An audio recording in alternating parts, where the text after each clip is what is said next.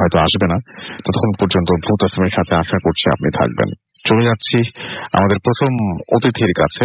Doctor আলিফের একটা ঘটনা শুনে আসবো আমরা, এবং শুরুই করতে চাই ডক্টর আলিফকে দিয়ে। চলুন ডক্টর আলিফের প্রথম ঘটনায় যাই। আসসালামু আলাইকুম লিসনার্স। আসসালামু আলাইকুম রাসেল ভাই। ওয়ালাইকুম আসসালাম ভাইয়া। যে ঘটনাটি অনেকদিন পরে আসলাম, যে ঘটনাটা আজকে শেয়ার করব, তিনি আমার খুব ক্লোজ ছোট ভাইয়ের একটি বড় ভাই আর কি। জি। তো ঘটনাটা 81-82 দিকে, ঘটনাটা প্রায় অনেকদিন আগের কথা। অনেকদিন আগের। তো মফস্বলে থাকতেন তিনি তখন, এখন ঢাকায় থাকেন, কিন্তু তখন তিনি মফস্বলে থাকতেন। মানে আমি একদম তার সামনে বসে ঘটনাটা নেই, সে একটু গ্রামের ভাষায় কথা বলে, যেহেতু সে এখানে ডেলিভার দিতে পারে না।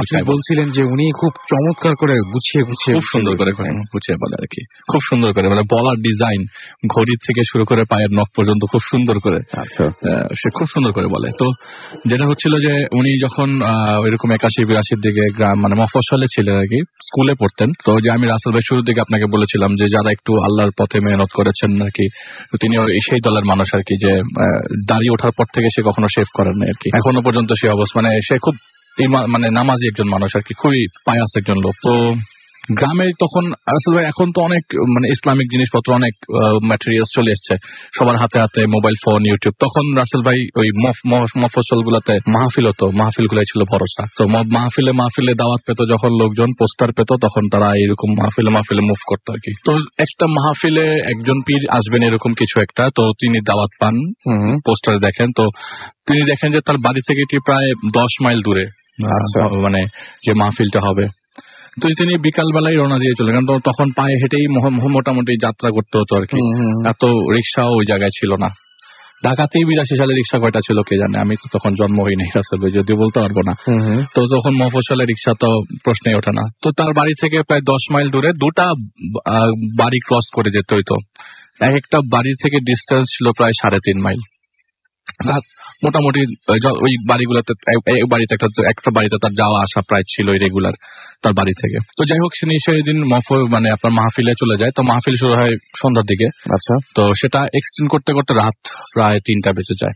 আচ্ছা। তিনি বললেন যে আমি মাহফিলে প্যান্ডেলের নিচে বসে আছি, এমন সময় খুব ঝড়ো বাতাস, মানে বাতাসটাতে ঠান্ডা, মানে বাতাসের ঠান্ডাতেই বুঝে যাচ্ছিল যে খুব বড় একটা ঝড় আসবে এখন, যে ঝড়টা খুব ভয়ঙ্কর ঝড় হবে, এরকম তার মনে হচ্ছিল যে এখনই সেফ সাইডে চলে যাওয়া দরকার। তো চিন্তা করতে করতে ঝড় চলে আসে, পুরা প্যান্ডেল সব উড়িয়ে দিল।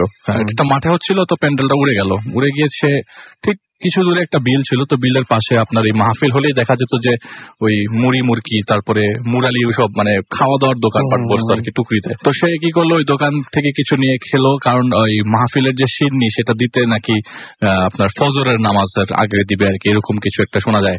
তো বলে যে এতক্ষণ তো ওয়েট করা যাবে না, প্লাস প্যান্ডেল উঠে গেছে, আমাকে এখন বাড়ির দিকে যেতে হবে। তো সে ডিসিশন নিয়ে ফেলায় তখন যে না, আমি হালকা কিছু খেয়ে রওনা দিয়ে দিব বাড়িতে। 10 মাইল রাস্তা রাসেল ভাই, হেঁটে যাওয়া তো মুখের কথা না, অনেকক্ষণ হেঁটে যেতে হবে। তো সে কিছু জিনিস খেয়ে দিয়ে ওই জায়গা থেকে রওনা দিয়ে দেয়, কারণ ওইখানে তার পরিচিত কেউ ছিল না। যতটুকু বয়ান সে শোনার কথা সে শুনেছে, ওখান থেকে শোনার পরে সে ঘড়িতে দেখলো 3টা 1 বাজে। তখন সিকো ঘড়ি আসছে বাংলাদেশে, মানে বাংলাদেশে না, আমি কখন আসি জানি না। তিনি বলছেন নতুন নতুন সিকো ঘড়ি তার হাতে এসছে আর কি। তো দেখে সে চাপ দিয়ে লাইট জ্বলে এরকম আর কি। তো দেখে সে বললো যে না, 3টা 1 বাজে, আমি এখন রওনা দিব। তো বাড়ির দিকে রওনা দিচ্ছে সে। তো বাড়িটা যেতে গেলে তার ক্ষেতের মাঝখান দিয়ে যে আলগুলো আছে, দিক দিয়ে হেঁটে যেতে হবে, কারণ যে রাস্তাটা আছে একটাই রাস্তা, মানে এছাড়া অন্য কোনো রাস্তা নাই। আচ্ছা। মাহফিলটা যে জায়গায় হচ্ছে, তো ক্ষেতের মাঝখান দিয়ে প্রায় আধা ঘন্টার বেশি সময় হাঁটার পরে তিনি একটা বাড়ি দেখতে পেলেন। তো বাতাসের তীব্রতা রাসেল ভাই খুব বেশি বেড়ে যায় ওই মুহূর্তে, প্রচন্ড বাতাস বইতে থাকে। তিনি কি করলেন, একটা বাড়ি দেখতে পেলেন। ওই বাড়িটার কাছে যাওয়ার পরে একটা ঢিবির মতো জায়গা পেলেন, এবং পাশে খড়ের যে স্তূপ, খুব সুন্দর স্তূপ গুলা গ্রামের বাড়িতে দেখা যায়, সেই খড়ের স্তূপ পাশে দেখতে পেলেন। এমন সময় বৃষ্টি নামা শুরু হলো, গড়ি থেকে প্রচন্ড জোরে বৃষ্টি, মানে মিডিয়াম, এত প্রচন্ড জোরে মানে কি, মানে এক দাঁড়াতেই সে মিনিটের মধ্যে ভিজে গেছে এরকম অবস্থা। তো সে একটা গাছের নিচে দাঁড়ালো, গাছের নিচে কিছুক্ষণ দাঁড়াতেই রাসেল ভাই বিদ্যুৎ চমকাচ্ছে। এমন সময় তার চোখটা পেছনের দিকে, মানে সে পেছনে ফেরার পরপরই দেখলো যে বিদ্যুৎ চমকাচ্ছে, আর তিনি একটা লোককে খুব পরিষ্কার ভাবে দেখতে পাচ্ছে ঠিক পেছনে, তার থেকে 20 ফিট দূরে হবে, হাইয়েস্ট 20 ফিট দূরে হবে। তো তিনি জিজ্ঞেস করলো যে এই বাড়িটা কোনটা, মানে এর আগেও তো তিনি এই জায়গা দিয়ে পাস করেছে যে এই বাড়িটা তিনি আগে দেখেন নাই। তো জিজ্ঞেস করলেন যে এই বাড়িটা আসলে কোন বাড়ি, একবার দুইবার জিজ্ঞেস করলো, কিন্তু ওই লোকটা কোনো অ্যান্সারও নাই, ওই জায়গা থেকে সে নড়ছেও না, এমন ভাবে দাঁড়িয়ে আছে মনে হচ্ছে যে ওখানে যদি ওকে কেউ ধাক্কা দিয়েও ফেলে দেয় উনি ওই জায়গায় পড়ে থাকবে, মানে কোনো কথা বলবে এরকম। কিছুক্ষণ জিজ্ঞেস করলো, প্রায় 4-5 বার জিজ্ঞেস করার পরও কোনো অ্যান্সার না পাওয়ার পরে উনি টিভিতে দেখলেন যে মেঘ মানে বিদ্যুৎ চমকাচ্ছে, খুব খুব বিদ্যুৎ চমকাচ্ছে। ওই জায়গাটা তার কাছে মনে হয় যে না, এই জায়গায় থাকলেও রিস্কি, কারণ ক্ষেতের মাঝখানে প্রচুর মানুষের বিদ্যুৎ চমকে মরে যাওয়ার ঘটনা তিনি শুনেছেন। তো বললেন যে না, আমি এখন এই জায়গায় নিজে নিজে চিন্তা করলেন এই জায়গায় না বাড়ির ভিতরে ঢুকে একটা আশ্রয় তো পাবো, কারণ এখন রাত্রে 3:35 উপরে বাজে, 3:30 উপরে বাজে, এত রাতে আমি কি করব। উনি চিন্তা করলেন যে ঘরের ভিতরে ওই বাড়ির ভিতরে ঢুকে যাবে। তো গাছপালা ক্রস করে একটা আমড়া গাছ ছিল নাকি, একটা আম গাছ ক্রস করে বাড়ির ভিতরে ঢুকে যায়, একটু উঁচু, বাড়িটা একটু উঁচু আর কি। তারপরে ওই বাড়ির দিকে ঢুকতে হাতের বাম পাশে, ঘরটা পশ্চিম দিকে ছিল, তো ঢুকতেই সেই বাড়ির নিচে আপনার ঘরের বাইরে যে বারান্দার মতো থাকে না, টিনের চালা দিয়ে বারান্দার মতো বসার লোক বসার জায়গাটা আর কি, সেই জায়গায় সে একটু আশ্রয় দেয়, গুটিসুটি হয়ে বসে, কারণ সে ভিজে একদম ভিজে শেষ হয়ে গেছিল, পায়ে কাদা টাদা লেগে আছে। তো কিছুক্ষণ থাকার পর তিনি খুব ভয়ে ভয়ে ছিল। রাসেল ভাই আপনাকে বলি, আসলে এই লোকটা খুব সাহসী ছিল, মানে ওই এলাকার মধ্যে তিনি অনেক সাহসী ছিল, যে কোনো কাজ যে কোনো কিছু কেউ জিজ্ঞেস করার আগে বা কেউ হুকুম দেওয়ার সাথে সাথে সে করে দিত কাজটা। তো সেই মানুষ এখানে যে ভয় পাচ্ছে যে আসলে কি নাকি জিজ্ঞেস করবে, কি নাকি মানুষ মনে করে এই জায়গায় চুপচাপ বসে থাকি, যদি জিজ্ঞেস করে তাহলে বলবো যে আমি অমুক বাড়ির লোক, মাহফিলে আসছিলাম, বৃষ্টির কারণে এখানে আশ্রয় নিয়েছি, কেমন চোরের মতো লাগছে তার নিজেকে। এমন সময় তিনি দেখলেন যে দরজাটা বাতাসে বাড়ি খাচ্ছে, যে ঘরের মধ্যে সে বসে আশ্রয় নিলেন সেই জায়গায় ঘরের দরজাটা বাতাসে বাড়ি খাচ্ছে। একটা ফাঁকে ওই বাতাসে বাড়ি খাওয়ার পর বাড়ি খাওয়ার সাথে সাথে যে হালকা ফাঁকা দেখা যাচ্ছিল, তাতে দেখা যাচ্ছে একটা কপি ভেতরে জ্বলছে। কি জানি মনে করে তিনি ঘরের ভেতরে ঢুকলেন, ঘরের দরজাটা আস্তে করে খুললেন। চাচ্ছিলেন যে যেহেতু ঘরের দরজা বাড়ি খাচ্ছে, হয়তোবা ঘরে কেউ নাই অথবা কেউ আছে জানেন না, তাকে জানানো দরকার বা জাগানো দরকার বা কিছু একটা বলা দরকার। তিনি দরজা খুলতেই দেখলেন একটা বডি বেডের উপরে পড়া, চোখের উপরে একটা বডি পড়া, পটকা গন্ধ, এবং বডিটার অর্ধেক আপনার পচে গেছে আর অর্ধেকটা পচে নাই, এরকম একটা বডি দেখা যাচ্ছে এবং হা করে আছে। মনে হচ্ছে যে এটা মানে এটা মৃত বডিটা তো বুঝাই যাচ্ছে। এইটা দেখার পর রাসেল ভাই উনি ওই জায়গায় আর এক মিনিটও দাঁড়া থাকতে পারে নাই, এত বাতাসের মধ্যে কপিটা নিভে নেই আর ডেড বডিটা পড়ে আছে। সে এক দৌড়ে বাড়ির যায়, বাড়ির আশেপাশে যে ঘরগুলা ছিল সবগুলাতে ঘরে নক করে, একটা ঘরে তালা পায়, বাকি সবগুলা ঘরের দরজা খোলা থাকে, কিন্তু একটা বান্দাও ঘরের ভেতরে পায় না যায়, যে তাহলে এই পুরা বাড়িটা খালি আর এখানে একটা ডেড বডি পড়ে আছে। তিনি ঘর থেকে ওই বাড়ির থেকে বেরিয়ে আসেন, যে ঢিবিতে আশ্রয় নিয়েছিল সেই ঢিবির দিকে আবার ব্যাক করেন। আচ্ছা, ব্যাক করার পরে তিনি দেখলেন দূরে যে মানুষটা একটু আগে বিদ্যুৎ চমকাচ্ছিল দেখতে পাচ্ছিলেন, সেই মানুষটা ওখানে দাঁড়িয়ে আছে। ওনাকে আবার জিজ্ঞেস করলো যে কি ভাই, এটা কোন বাড়ি, ভেতরে একটা মানুষ পড়ে আছে, ভেতরে একটা ডেড বডি পড়ে আছে, কিন্তু ওই লোকটা থেকে কোনো ধরনের সাউন্ড পাস পেলেন না। হাতের ডান দিকে হঠাৎ করে বাচ্চা খেলছে, এরকম একটা শব্দ আসতে থাকলো, বাচ্চারা খেলছে, বাচ্চাদের সাউন্ড কোথা থেকে আসলো, অবাক দৃষ্টি। তখন সে খুব মানে কান্নারত অবস্থা জিজ্ঞেস করতে, এটা কোন বাড়ি, এটা কার বাড়ি, এটা কোন জায়গা, এটা জিজ্ঞেস করতে ওইখান থেকে একটা বাচ্চাদের ভয়েস আছে তার দিকে যে জানি না। এইটা শোনার পর উনি কি করে যে আর যাই হোক বৃষ্টি ভিজি আর যাই হোক আমি একটা দৌড় দিব। ক্ষেতের আইল দিয়ে রাসেল ভাই খুব দৌড়ানো খুব কষ্ট, চিকন আইলের দিয়ে কতটুকু দৌড়ানো যায়, কষ্ট করে দৌড়াইতে পারে। তারপর বৃষ্টি পড়ছে, আইলগুলো তো আপনার পুরো কাদায় হয়ে আছে, মানে পিছলা। তারপরে তিনি যতটুকু পারলেন দৌড়ে গেলেন, বলে যে এই বাড়ির থেকে আরো 3 মাইল পর আর একটা বাড়ি আছে, ওই বাড়িতে আবার তার যাওয়া আসা ছিল রেগুলার। ওই বাড়িটার নাম হচ্ছে পাটোয়ারি বাড়ি। তো সে ওই দিকেই মুখ করে, ওই পাটোয়ারি বাড়ির দিকেই মুখ করে সে দৌড় দিল আর কি। প্রায় মনে হচ্ছিল যে 1 মাইল দূর আমি হেঁটে ফেলেছি, মানে দৌড়ালাম, এখন হাঁটা শুরু করলাম, পিছনে বাড়িটা রেখে আসছি। আমি দেখলাম সামনে এই বাড়িটা পাটোয়ারি বাড়ি, আমি চিনে গেছি, মানে সে বলছে যে আমি অনেক দূর সামনে চলে আসছি, এখন আর আমার কোনো রিস্ক নাই। আমি দৌড়াই গিয়া ওই পাটোয়ারি বাড়িতে এক পরিচিত লোক ছিল আর কি, সেই পরিচিত লোকের সাথে দেখা করবে, ঘরে ঢুকবে, তো সে বাড়ির ভিতরে ঢোকার পরে সেই স্ট্রাকচার রাসেল ভাই, একটু আগে যে বাড়িতে সে ঢুকেছিল একই স্ট্রাকচার, সেম স্ট্রাকচার। সে ঘুরে ওই জায়গায় আবার আসছে, আসার পরে সে সেই ঘরটাতেই ঢুকলো, মানে সেই ঘরের সামনেই আসলো যে ঘরের সামনে একটু আগে সে আশ্রয় নিয়েছিল। চলে হ্যাঁ আমি তো এত দূর দৌড়ে আসলাম, আমি কি আবারও একই জায়গায় আসলাম, এটা কিভাবে সম্ভব, আমি তো ওই বাড়ি রেখে সামনের দিকে দৌড় দিছি, আমি আবার এখানে কিভাবে আসলাম। তার কাছে খুব অবাক লাগতে থাকলো, এবং সবচেয়ে বেশি অবাক লাগার সাথে সাথে সে এত দোয়া পড়ছে, এত সূরা পড়ছে, কিন্তু কোনো কিছুতেই তার এই ভয়টা যাচ্ছে না, কোনো কিছুরই কোনো কিছু চেঞ্জ হচ্ছে না। এমন হতে পারতো দোয়া পড়ছে সে অজ্ঞান হয়ে গেল, এমন হতে পারতো কোনো বিপদ আসছিল সরে যাচ্ছে বা কিছু, তার কাছে কোনো বিপদও আসছে না, কিন্তু এমন অবস্থা যে তিনি এটা থেকে মানে মুভও করতে পারছে না, সরতেও পারছে না। সেই ঘরের মধ্যে আবার ঢুকলো, সে চেক করার জন্য ঢুকলো যে এটা কি সেই একই ঘর কি। সে ঘরে ঢুকলো, দেখলো এবার সেই ডেড বডিটাই মানে চৌকির উপরে পড়ে আছে, কিন্তু পুরো ডেড বডিটা কাফনের কাপড়ে মুড়ানো, যে বডিটার মাথাটা খালি বের হয়ে আছে, কাফনের মানে লাশের মতো দেখা যাচ্ছে, খালি মাথাটা বের হয়ে আছে। আর ওই কপির আলোতে দেখা গেল যে লোকটার চোখ বন্ধ, কিন্তু উনি বিড় করে একটা কথা বলছে। কথাটা এরকম যে, ভাই আমাকে একটু কবরটা দিয়ে যান, আমার এখানে খুব খারাপ লাগছে, আপনি কবর দিয়ে যায় না। এই কথাটা শোনার পর উনি ওই জায়গা থেকে একদম হুড়মুড় করে বের হয়ে যায়। এই হুড়মুড় করে বের হওয়ার পর তিনি 2-3 বার কাদায় পিছলিয়ে পড়েন। সে আবার সে ঢিবির কাছে যান, সেই ঢিবির কাছে যে একই জায়গায় একই বাড়িতে আবার ফেরত এসছে, এবং সেই যে বিদ্যুৎ চমকাচ্ছে, রাসেল ভাই আমি আপনাকে বলি, সেই লোকটা আবার ওই জায়গায় দাঁড়িয়ে, সে ওই অবস্থায় দাঁড়িয়ে আছে যেই জায়গায় যে অবস্থায় ছিল। এই অন্ধকারের ভিতরে, এই বৃষ্টিচ্ছন্ন দিনে, মানে রাতের বেলা তার এই জিনিসগুলো সে ফেস করছে। এমন সময় লোকটাকে জিজ্ঞেস করলো, আমি কোন বাড়িতে আসছি, আমি কিভাবে মুক্তি পাবো, কিছু একটা বলেন, আপনি তো কিছু বলতেছেন না। তখন ওই লোকটা বলল যে, আপনি কবর দেওয়া ছাড়া যেতে পারবেন না এই বাড়ি থেকে। কবরটা দিয়ে তারপরে চলে যান। তারপরে সে ঘরে গেল। ওই ডেড বডিটা, তখন আমি একটু জিনিস স্কিপ করে গেছি, ডেড বডিটা তখন বলেছিল যে, কবরটা দিবেন আপনি আমার ঘরের পেছনে, একটা লাঙ্গল রাখা আছে, সেই লাঙ্গলের সাথে একটা কোদাল বাঁধা আছে, কোনো মতে আমাকে মাটিটা দিয়ে যান। এটা সে বারবার বিড় করে বলছিল, কোনো মতে আমাকে মাটি দিয়ে যান। তো উনি বললো যে, এই বৃষ্টির মধ্যে আমি কবর কিভাবে খুঁড়বো। তো যখন তিনি ঘরের পেছনে কবর খুঁড়তে গেল, বলে যে, আমি কোনো মতে সাহস নিয়ে কবর খুঁড়ছি, এবং কবরটা অটোমেটিক খুব সুন্দর করে মাটি উঠে আসতেছে, এবং যে মাটিগুলা পড়তেছে এখানে পানি পর্যন্ত জমতেছে না, এত সুন্দর করে হচ্ছে। গাছের নিচে কবর। আমি মোটামুটি কোনো মতে কবরটা খুঁড়ে ওনাকে হাতে নেই, ডেড বডিটা হাতে নেই। এত হালকা ডেড বডি আমি কখনো, মানে আমি কিভাবে ধরতেছি আমি নিজেও জানি না। একটু আগে দেখলাম এই ডেড বডির উপরে কোনো কাপড় নাই, এখন দেখলাম একটা কাফনের কাপড় চলে আসছে। আমি গিয়ে কোনো মতে ডেড বডিটাকে কবরের ভেতরে কবরস্থ করি, কোনো মতে মাটি চাপাতে আমি বের হয়ে এসে ক্ষেতের মাঝখানে পড়ে যাওয়ার পর আমার আর কিছু মনে নাই। এতটুকু আমার মনে আছে।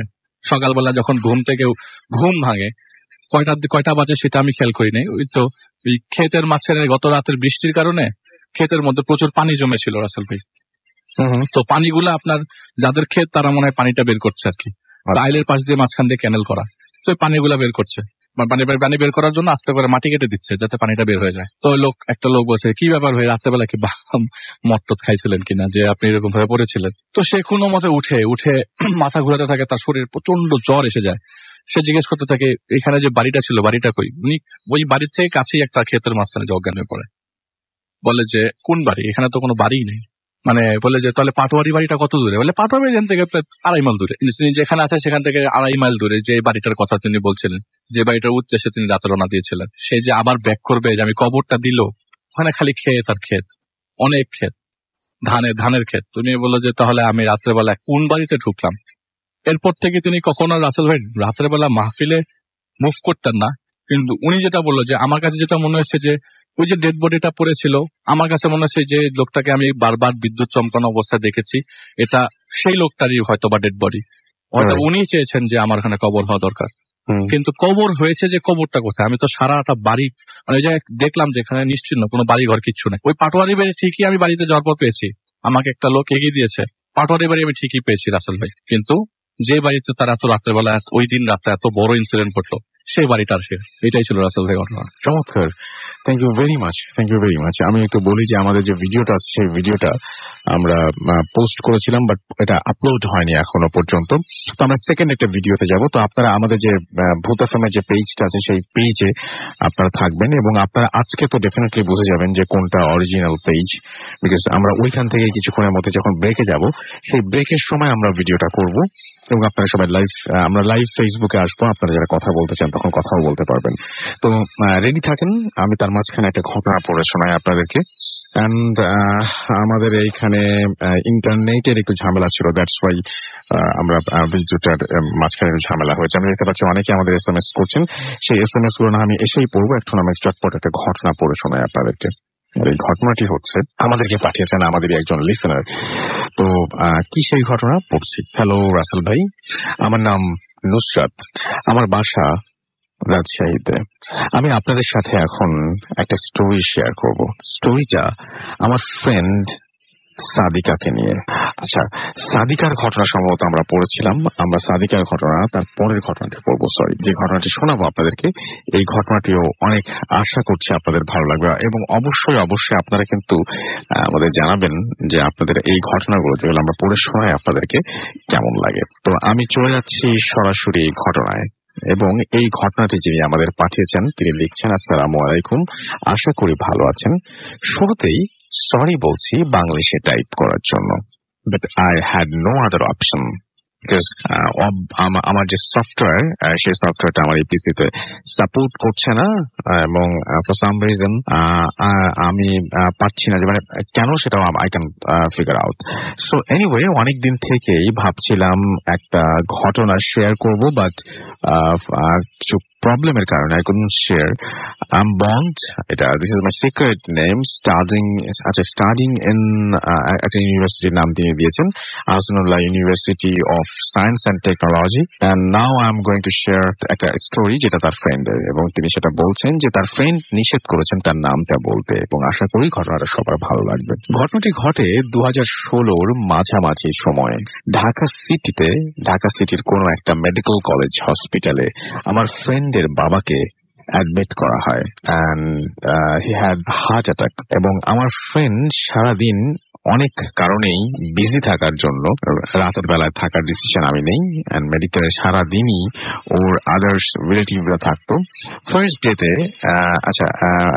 রাতে থাকার ডিসিশন নেয়। আচ্ছা, সারাদিন বিজি থাকার কারণে ফ্রেন্ডই রাতের বেলায় থাকার ডিসিশন নেয়, এবং সারাটা দিন ওদের রিলেটিভরা থাকতো। ফার্স্ট ডেতে নর্মাল ওয়েতে সবকিছু কাটে। সেকেন্ড ডে থেকে ঘটনাটা শুরু হয়। সে তার বাবার জন্য ফিল্টারের পানি আনতে ওয়ার্ডের বাইরে যায়, যেখানে পানি পাওয়া যাবে সেখানে গিয়ে একটা মেয়ের সাথে দেখা হয় তার। মেয়েটা কিছুটা ডিস্টার্ব ছিল, যা দেখে বুঝে ফেলেছে সে ফুললি আনকনসিয়াস মাইন্ডে ছিল মেয়েটা। এটা দেখে আমার ফ্রেন্ড ঠিক বুঝে উঠতে পারলো না যে কোথাও কথা বলা উচিত কিনা, অনেক দেখে কিছুটা ওকে দেখে কিছুটা ভালো লেগেছিল তার। আচ্ছা, স্পেলিং এ অনেক ঝামেলা আছে ভাইয়া, এরপর থেকে একটু কেয়ারফুলি লিখবেন। সে ভেবে চিনতে ঠিক করে ফেলার আগেই মেয়েটি পানি নিয়ে চলে যায় ওখান থেকে। এরপর আর কিছু না ভেবে আমার ফ্রেন্ডও পানি নিয়ে রুমে চলে আসে। আসল ঘটনার সূত্রপাত এখানেই। সেই রাতে আমার ফ্রেন্ড স্বপ্নে দেখে সে মেয়েটাকে, এবং সে দেখে অনেক বড় একটা মাঠের মাঝখানে সেই মেয়েটা দাঁড়িয়ে আছে এবং ইশারা দিয়ে আমার ফ্রেন্ডকে ডাকছে। হঠাৎ তার ঘুম ভেঙে যায়, বাট জিনিসটা সেরকম সিরিয়াসলি ভাবে সে নেয় না। ও ভাবে যে হঠাৎ একটা মেয়েকে দেখছে বলে মেবি এরকম হচ্ছে, এন্ড তার ওপরে আবার বাবার এই কন্ডিশন ছিল। নেক্সট মর্নিং এ সে ইউনিভার্সিটিতে যায় এবং তার অ্যাজ ইউজুয়াল রেগুলার অ্যাক্টিভিটিস শেষ করে সন্ধ্যায় এগেইন মেডিকেলে যায়। সে স্টেয়ার দিয়ে অর্থাৎ সিঁড়ি দিয়ে উপরে উঠছিল এবং সেলফোনে সে কথা বলছিল। সাডেনলি সে দেখে যে একজনের সাথে তার দেখা হয়, এবং তাকে দেখেই সে বুঝতে পারে যে লাস্ট ডেতে সেই মেয়েটাই, অর্থাৎ লাস্ট নাইটে সেই মেয়েটাই ছিল সেখানে, এবং সেই মেয়েটাকে সে আবারও দেখছে। হঠাৎ করে এভাবে সামনে পেয়ে কিছুটা হিমশিম খেয়ে গিয়েছিল। সে কি করবে ঠিক বুঝে উঠতে পারছিল না। কিছু বলে ওঠার আগেই মেয়েটা সরি বলে পাশ কাটিয়ে চলে যায়। এরপর আর কোনো উপায় না দেখে আমার ফ্রেন্ডও চলে যায় তার বাবার কেবিনে। সেদিন আর কিছু ঘটেনি ওর সাথে।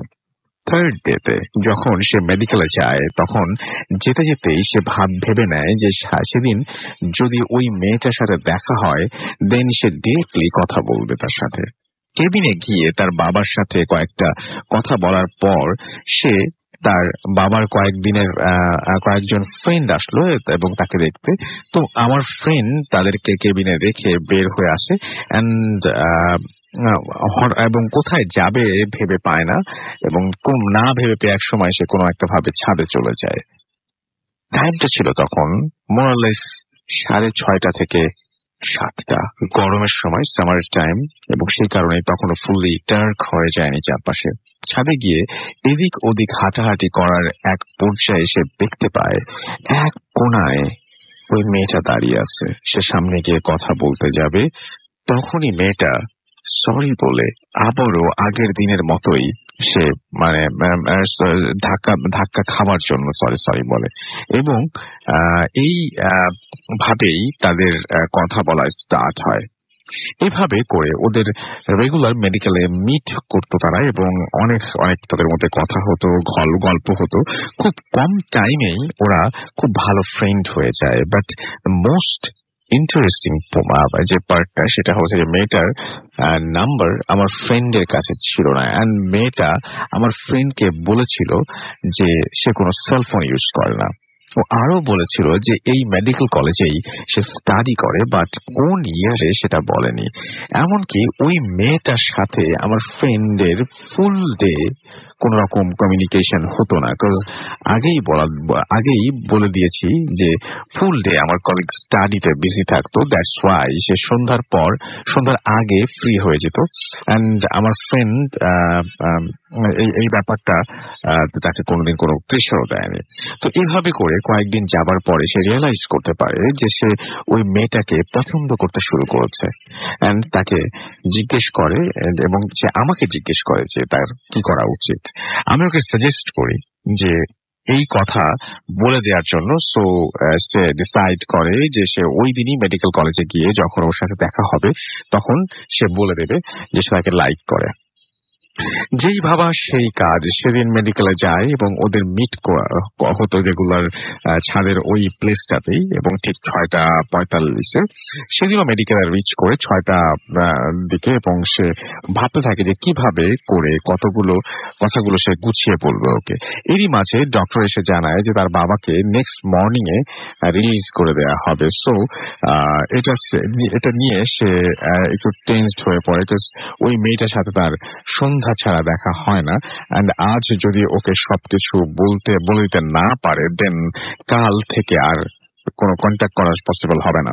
সো 6:45 জন্য ওয়েট না করেই ছাদে চলে গেল সে, এবং ছাদে চলে গেল, এবং সে ওখানে তাকে পেল না। ভাবলো হয়তো ক্লাসে আছে, এটা ভেবে ক্লাসরুমের দিকে গেল ওকে খোঁজার জন্য। এই ফার্স্ট সে ক্লাসের ফ্লোরে আসলো। কয়েকটা রুম, কয়েকজন স্টুডেন্ট এবং থাকলেও ম্যাক্সিমাম রুমই লক করা ছিল, কারণ ক্লাসগুলো তখন শেষ হয়ে যেত, এবং 5টার মধ্যেই সেটা শেষ হয়ে যেত।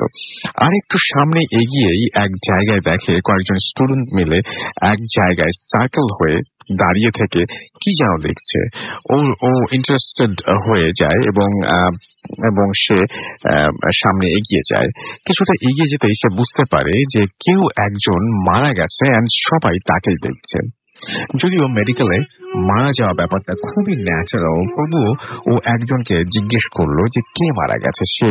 ছেলেটি রিপ্লাই করলো, সে ছেলেটি জানালো যে ওদের এক ক্লাসমেট মারা গেছে। মারা যাওয়ার কারণ জানতে চাইলে সে বলল যে আজ কয়েকদিন আগে ওর একটা রোড অ্যাক্সিডেন্ট হয়, অ্যান্ড সেদিন থেকেই ও এখানে আইসিইউতে লাইফ সাপোর্টে ছিল, অ্যান্ড আজ কিছুক্ষণ আগে মারা গেছে। কথাটা শুনে খারাপই লাগলো আমার ফ্রেন্ডের। ওখানে সবাই ওকে মানে দেখলো যে ওখানে কাজ ছিল, তো ও দেখতে চাইলো ডেড বডিটা, অ্যান্ড ওখানে একজন তাকে সামনে নিয়ে গেল। মুখের কাপড়টা সরানো ছিল, ওর ফেসটা অনেকটাই ফেড হয়ে গিয়েছিল, যা দেখে একটু অন্যরকম ফিল হচ্ছিল, কজ এই ফেসটা কিছুটা ওই মেয়েটার মতো ছিল যাকে ও পছন্দ করতো। ও ভাবলো এক্সট্রা টেনশন করার জন্য মেবি এরকম মনে হচ্ছে ওর। এই কারণটা সে মেয়ের সাথেও লাস্ট কয়েকদিন রেগুলার অনেকটা টাইম সে স্পেন্ড করেছে, গল্প করেছে। দেন সে কিভাবে আইসিইউ থাকতে পারে for the last few days, সে নাকি আইসিইউতে ছিল। যাই হোক, ওর কিছুটা ভাবতে না পেরে, ওর এর বেশি কিছু ভাবতে না পেরে ছাদে চলে যায়, এন্ড ভাবে যে 6:45 ওই মেয়েটা ঠিকই ছাদে আসবে। জাস্ট 6:45 পাশে এসে দাঁড়ালো ওই মেয়েটা। আমার ফ্রেন্ড অনেক হ্যাপি হয়ে গিয়েছিল ওকে দেখে, অ্যান্ড সাথে সাথে তার সাথে কথা বলাও শুরু করে দিয়েছিল, অ্যান্ড নিচে যা যা দেখেছিল তার পুরোটাই বললো ওকে। আমার ফ্রেন্ডের কথা শেষ হবার পর মেয়েটা তার দিকে মুখ ফিরিয়ে সামনে তাকালো এবং বলল যে নিচে যা দেখেছো সবই সত্যি। এবং সে জানালো যে তাকে তার ভালো লেগেছে এবং সে বলে যেটা সেটা হচ্ছে ভালো থেকেন অ্যান্ড আমাকে মনে রেখেন। এটা বলেই সে সাডেনলি চোখের সামনেই ভ্যানিশ হয়ে যায়। সিচুয়েশনটা এরকম ছিল যা দেখে আমার ফ্রেন্ড আর নিজেকে ঠিক রাখতে পারেনি, সো সে সেন্সলেস হয়ে যায়। সাথে সাথে তার সেন্স আসার পর সে নিজেকে দেখতে পায় যে তার বাবার কেবিনে সে শুয়ে আছে, অ্যান্ড জানতে পারে যে অনেকক্ষণ ধরে ওর সেলফোনে কল রিসিভ না করার কারণে মেডিকেলের ওয়ার্ড বয়রা অনেক সার্চ করার পর ওকে খুঁজে পায় ছাদের এক কোনায়। সে অনেকক্ষণ ধরে পুরো ঘটনাটা বোঝার ট্রাই করার পরেও সবকিছুটা কিছু কেমন যেন ঘোলাটে মনে হচ্ছিল তার কাছে, এবং তার কাছে বেশি সে মানে সো আর বেশি ঘাটায়নি সেই ব্যাপারটা নিয়ে।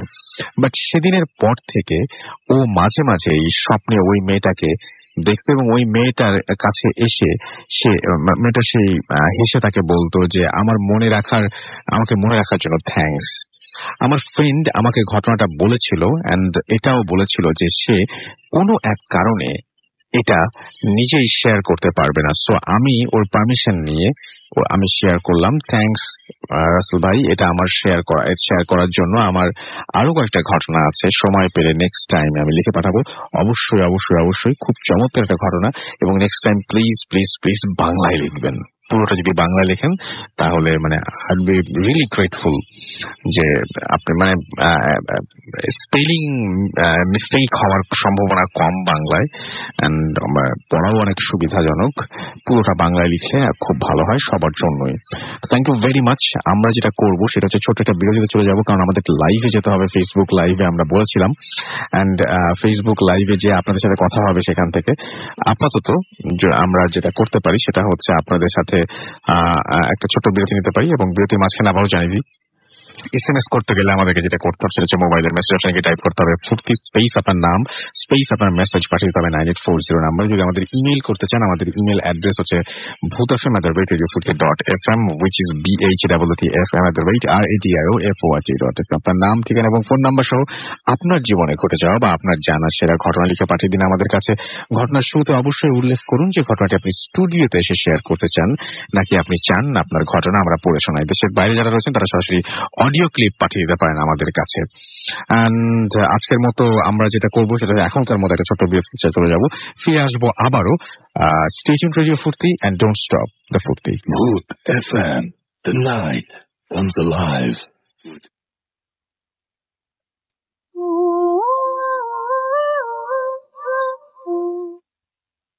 Welcome back. শুনছেন সবসময় রেডিও ফুর্তি 8.2 আমি রাসেল আজির সাথে, এবং আমার সাথে হচ্ছে মাসুম। আজকের অতিথিরা আমি দেখতে পাচ্ছি যে আমাদের জ্যাকলিন এবং আনিকা আমাদের সাথে আছেন, আমাদের সাথে রয়েছেন সাবিজ, আমাদের সাথে রয়েছেন জাহিদ হাসান, আতিক আমাদের সাথে আছেন, এবং আমাদের সাথে রয়েছেন দেখতে পাচ্ছি রবিউল ইসলাম, এছাড়াও হেলাল আমাদের সাথে আছেন, হেলাল খুলনা থেকে। আশা সাতক্ষীরা থেকে আমাদের সঙ্গে আছেন নাহিদ। ফার্স্ট ঘটনাটি ভালো হয়েছে জানিয়েছেন। জাহিদ হাসান জয় আমাদের সাথে রয়েছেন জয়পুরহাট থেকে। আমাদের সাথে এমনি মিচু আছেন আমাদের সাথে রাজশাহী থেকে। যশোর থেকে ফারুক হোসেন আছেন আমাদের সঙ্গে। শাকিল আমাদের সঙ্গে আছেন।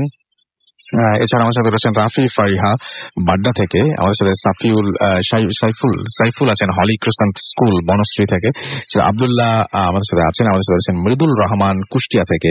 সোহান আহমেদ আমাদের সাথে আছেন। আমাদের সাথে রয়েছেন অপু কর্মকার বাহার খিলগাঁও থেকে। আমাদের সঙ্গে রয়েছেন জাবেদ আমাদের আলামিন আমাদের সাথে আছেন। আমাদের সাথে রয়েছেন দেখতে পাচ্ছি মধুপুর থেকে আমাদের সাথে আছেন। নাম লিখেননি, অনেক পরে লিখেছেন, সো আমি এসএমএসটা পড়বো না। হীরা আমাদের সাথে আছেন। খুলনা থেকে আনোয়ার এবং তার ওয়াইফ আফরিন আমাদের সঙ্গে আছেন। আমাদের সঙ্গে আছেন তামিম চিটাগং থেকে, এবং এছাড়া আমাদের সঙ্গে আছেন দেখতে পাচ্ছি আশিক, এছাড়া হচ্ছে চাঁপাইনবাবগঞ্জ থেকে তিনি আমাদের সঙ্গে আছেন। আমাদের সাথে রয়েছেন নিশাত রাজশাহী থেকে। আমাদের সাথে রয়েছেন মোবারক এবং নাজু কক্সবাজার থেকে। আবরার আমাদের সাথে আছেন। আমাদের সাথে রয়েছেন আশরাফুল, আমাদের সাথে রয়েছেন পলাশ সিলেট থেকে। গোলাম রাব্বি আমাদের সাথে রয়েছেন মিটফুড থেকে যারা আছেন, এবং I have a story it is আচ্ছা, এবং এটা খুব ভালো একটা স্টোরি তিনি এটা পাঠাতে চান। অবশ্যই আমাদের ইমেল অ্যাড্রেস তো জানেনই আপনারা, সেখান থেকে পাঠিয়ে দিতে পারেন যখন তখন ইচ্ছা হলেই। আমাদের সাথে রয়েছেন দেখতে পাচ্ছি রাহুনি, এছাড়াও আয়ুব আমাদের সাথে আছেন, আমাদের সাথে রয়েছেন দেখতে পাচ্ছি শুভ, আমাদের সাথে রয়েছেন রাইসা, আমাদের সাথে রয়েছেন সানি, আমাদের সাথে রয়েছেন এমডি নূর সহ আরো অনেকে। তো আমরা একটা লাইভ কলে যাব, আমি জানি না, আচ্ছা ইউএসএ থেকে রাইট? তো আমরা ইউএসএ একটা কলে চলে যাব, আমাদের লাইভ আমরা কলে চলে যাব আমাদের একজন লিসনারের সাথে, তার সাথে কথা বলবো।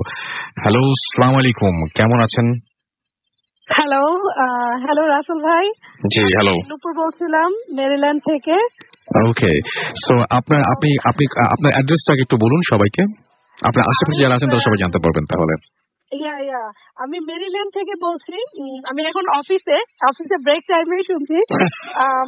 আচ্ছা, জি জি জি। তো আমি মেডিকেল রিভিউ অর্গানাইজেশনে অ্যাসিস্ট্যান্ট অ্যাডমিনিস্ট্রেটিভ অফিসার। সো কোনোদিনও মিস হয়নি যে ফ্রাইডেতে আমি ভূত এফএম লাইভ মিস করি। ওকে, দ্যাটস গ্রেট। বাট আমি অপেক্ষা করছি যে আপনি কথা বলছেন অনেক চমৎকার করে, আপনি যে প্রফেশনে আছেন সেখানে আপনার অনেক ধরনের এক্সপিরিয়েন্স থাকার কথা, তা আপনার ঘটনা আমরা কবে পাবো তা আগে বলেন। আমি অ্যাকচুয়ালি একটা দাদার কাহিনীটা শেয়ার করতে চাচ্ছিলাম, বাট আমি চাচ্ছিলাম যে উনি তো ভিকটিম, উনি আমাদের কাছে খুবই স্পষ্টভাবে হেল্প চাইছে এবং এই জিনিসটা ফেস করছে। বাট আমি চাচ্ছিলাম যে ওই জায়গাটায় গিয়ে আমি কিছু ভিডিও এবং ছবিটা আপলোড তুলে তারপরে আমি লাইভে বা আপনাদের সাথে শেয়ার করবো, ইমেলেই হোক যেভাবেই হোক।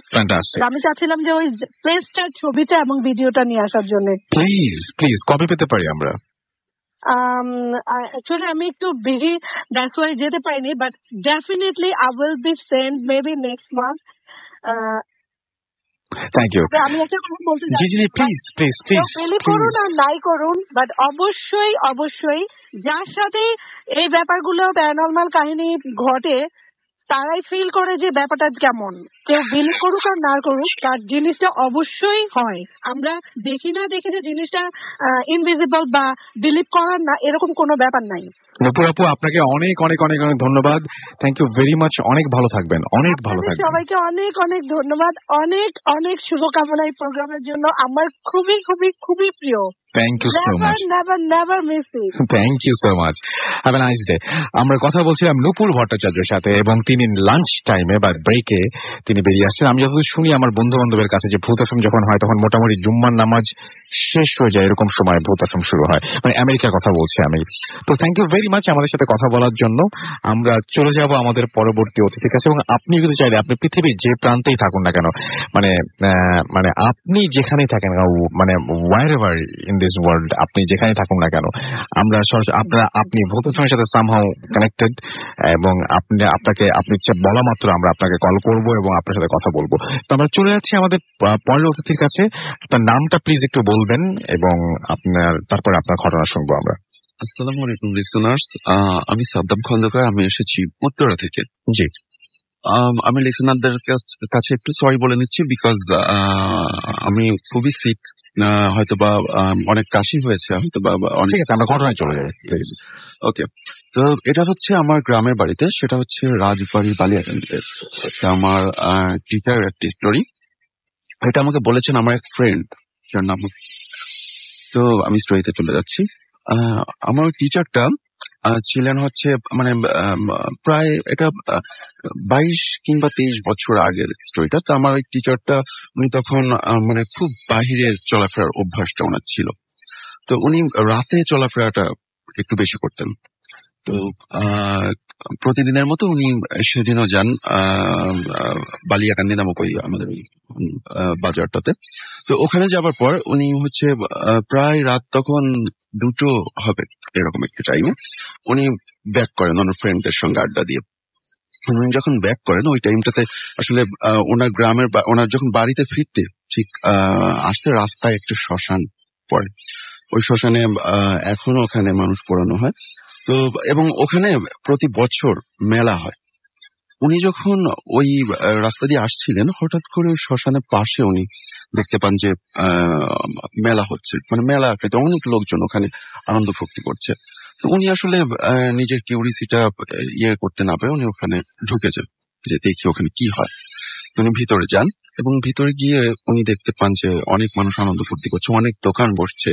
তো উনি আসলে এর মধ্যে ভিতরে গিয়ে ওনার 2-3 জন পরিচিত লোকের সঙ্গে ওনার দেখা হয়ে যায়। তো উনি ওখানে অনেকক্ষণ আড্ডা টাড্ডা দেবার পর হঠাৎ করে উনি দেখে যে চারিপাশের যত লাইট গুলো ছিল সব বন্ধ হয়ে যায় অটোমেটিক। তো এর মাঝে 2 জন লোক ওনাকে এসে বলে যে তুমি কি এখন যেতে পারবা?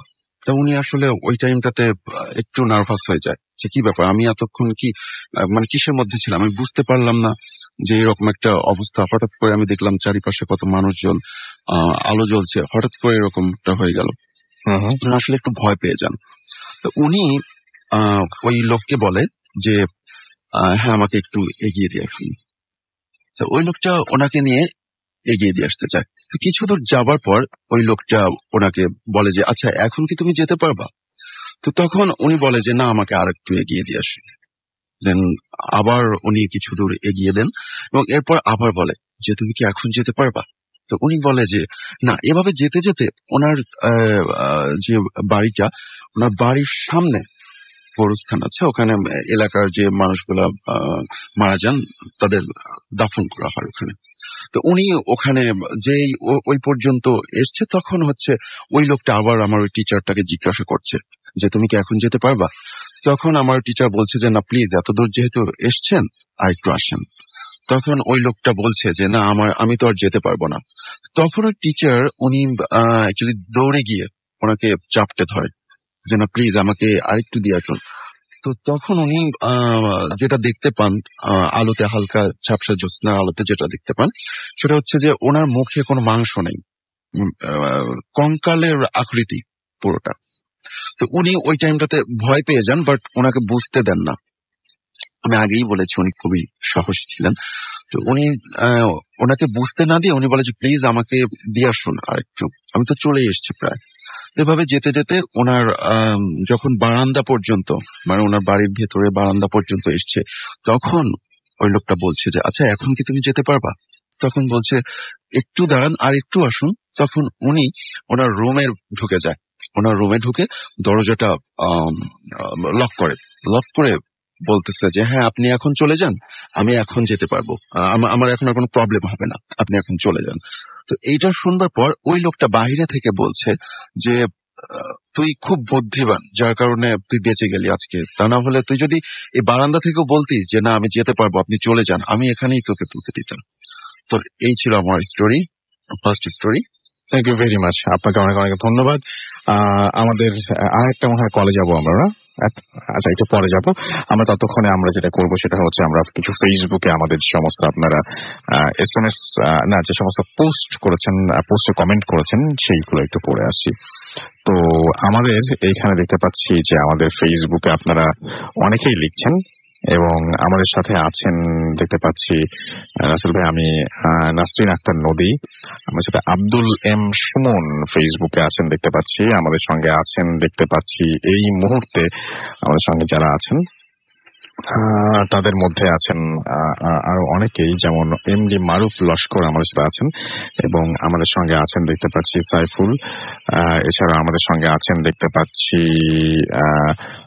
চট্টগ্রাম থেকে বলছি, ওকে, আমাদের সঙ্গে এমডি মঞ্জুর আমাদের সাথে আছেন, ডেমলেস বয় সজীব আমাদের সঙ্গে আছেন, মোহাম্মদ কাউসার আমাদের সাথে আছেন, আমাদের সাথে রয়েছেন রিজভি, আমাদের সাথে রয়েছেন দেখতে পাচ্ছি এছাড়াও রফিক আকন্দ সহ আরো অনেকে।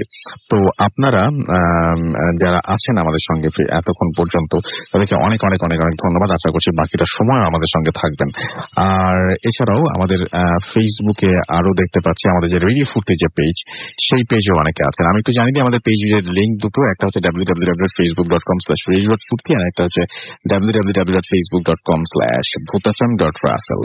তো আমরা রেডিও ফুর্তি যে পেজটা সেই পেজে একটু পড়ি। আমাদের সঙ্গে রয়েছেন দেখতে পাচ্ছি আবিদ এবং আমাদের সঙ্গে আছেন জিনিয়া, আমাদের সঙ্গে আছেন আমাদের শাহরিয়া জুয়েল আছেন, রাইসুল ইসলাম আছেন, আমাদের সঙ্গে লামিয়া আছেন, এমডি ইসমাইল হোসেন আছেন, শান্ত বড়ুয়া আছেন, নজরুল ইসলাম আছেন, আমাদের সঙ্গে আছেন আকাশ, এছাড়াও সাইমন স্যাম আমাদের সঙ্গে আছেন, এমডি বিল্লাল আছেন, মিঠু চাই আছেন আমাদের সঙ্গে, এমডি নাইম, আহসান হাবিব রক্সি আছেন আমাদের সঙ্গে রয়েছেন দেখতে পাচ্ছি ফিহান আহমেদ, এছাড়াও রিমন আমাদের সঙ্গে আছেন, আমাদের সাথে রয়েছেন দেখতে পাচ্ছি ফারহান সাদি, সাইমন স্যাম, আমাদের সাথে আছেন রাজকুমার কেয়া, আমাদের সাথে আছেন দেখতে পাচ্ছি আকাশ, এছাড়াও জয় কুটিয়ার আমাদের সঙ্গে আছেন, আমাদের সঙ্গে আছেন অনন্ত, আমাদের সাথে রয়েছেন দেখতে পাচ্ছি রতন কুমার, ফয়সাল রেজা আমাদের সাথে আছেন, আমাদের সাথে আছেন আনিকা, মাহফুজা, আখি, রিফাত আমাদের সাথে আছেন, আমাদের সাথে রয়েছেন মাহবুর রহমান, শাকিল সহ আরো অনেকে। তো আপনি যদি আমাদের সঙ্গে থাকতে চান তাহলে চলে আসুন আমাদের সঙ্গে।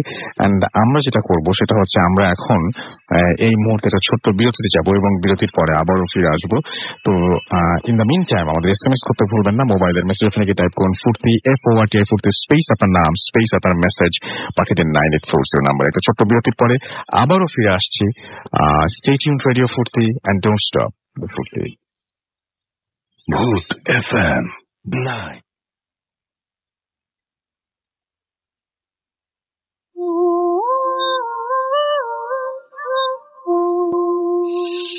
Yes, the night comes alive with Gramin Phone.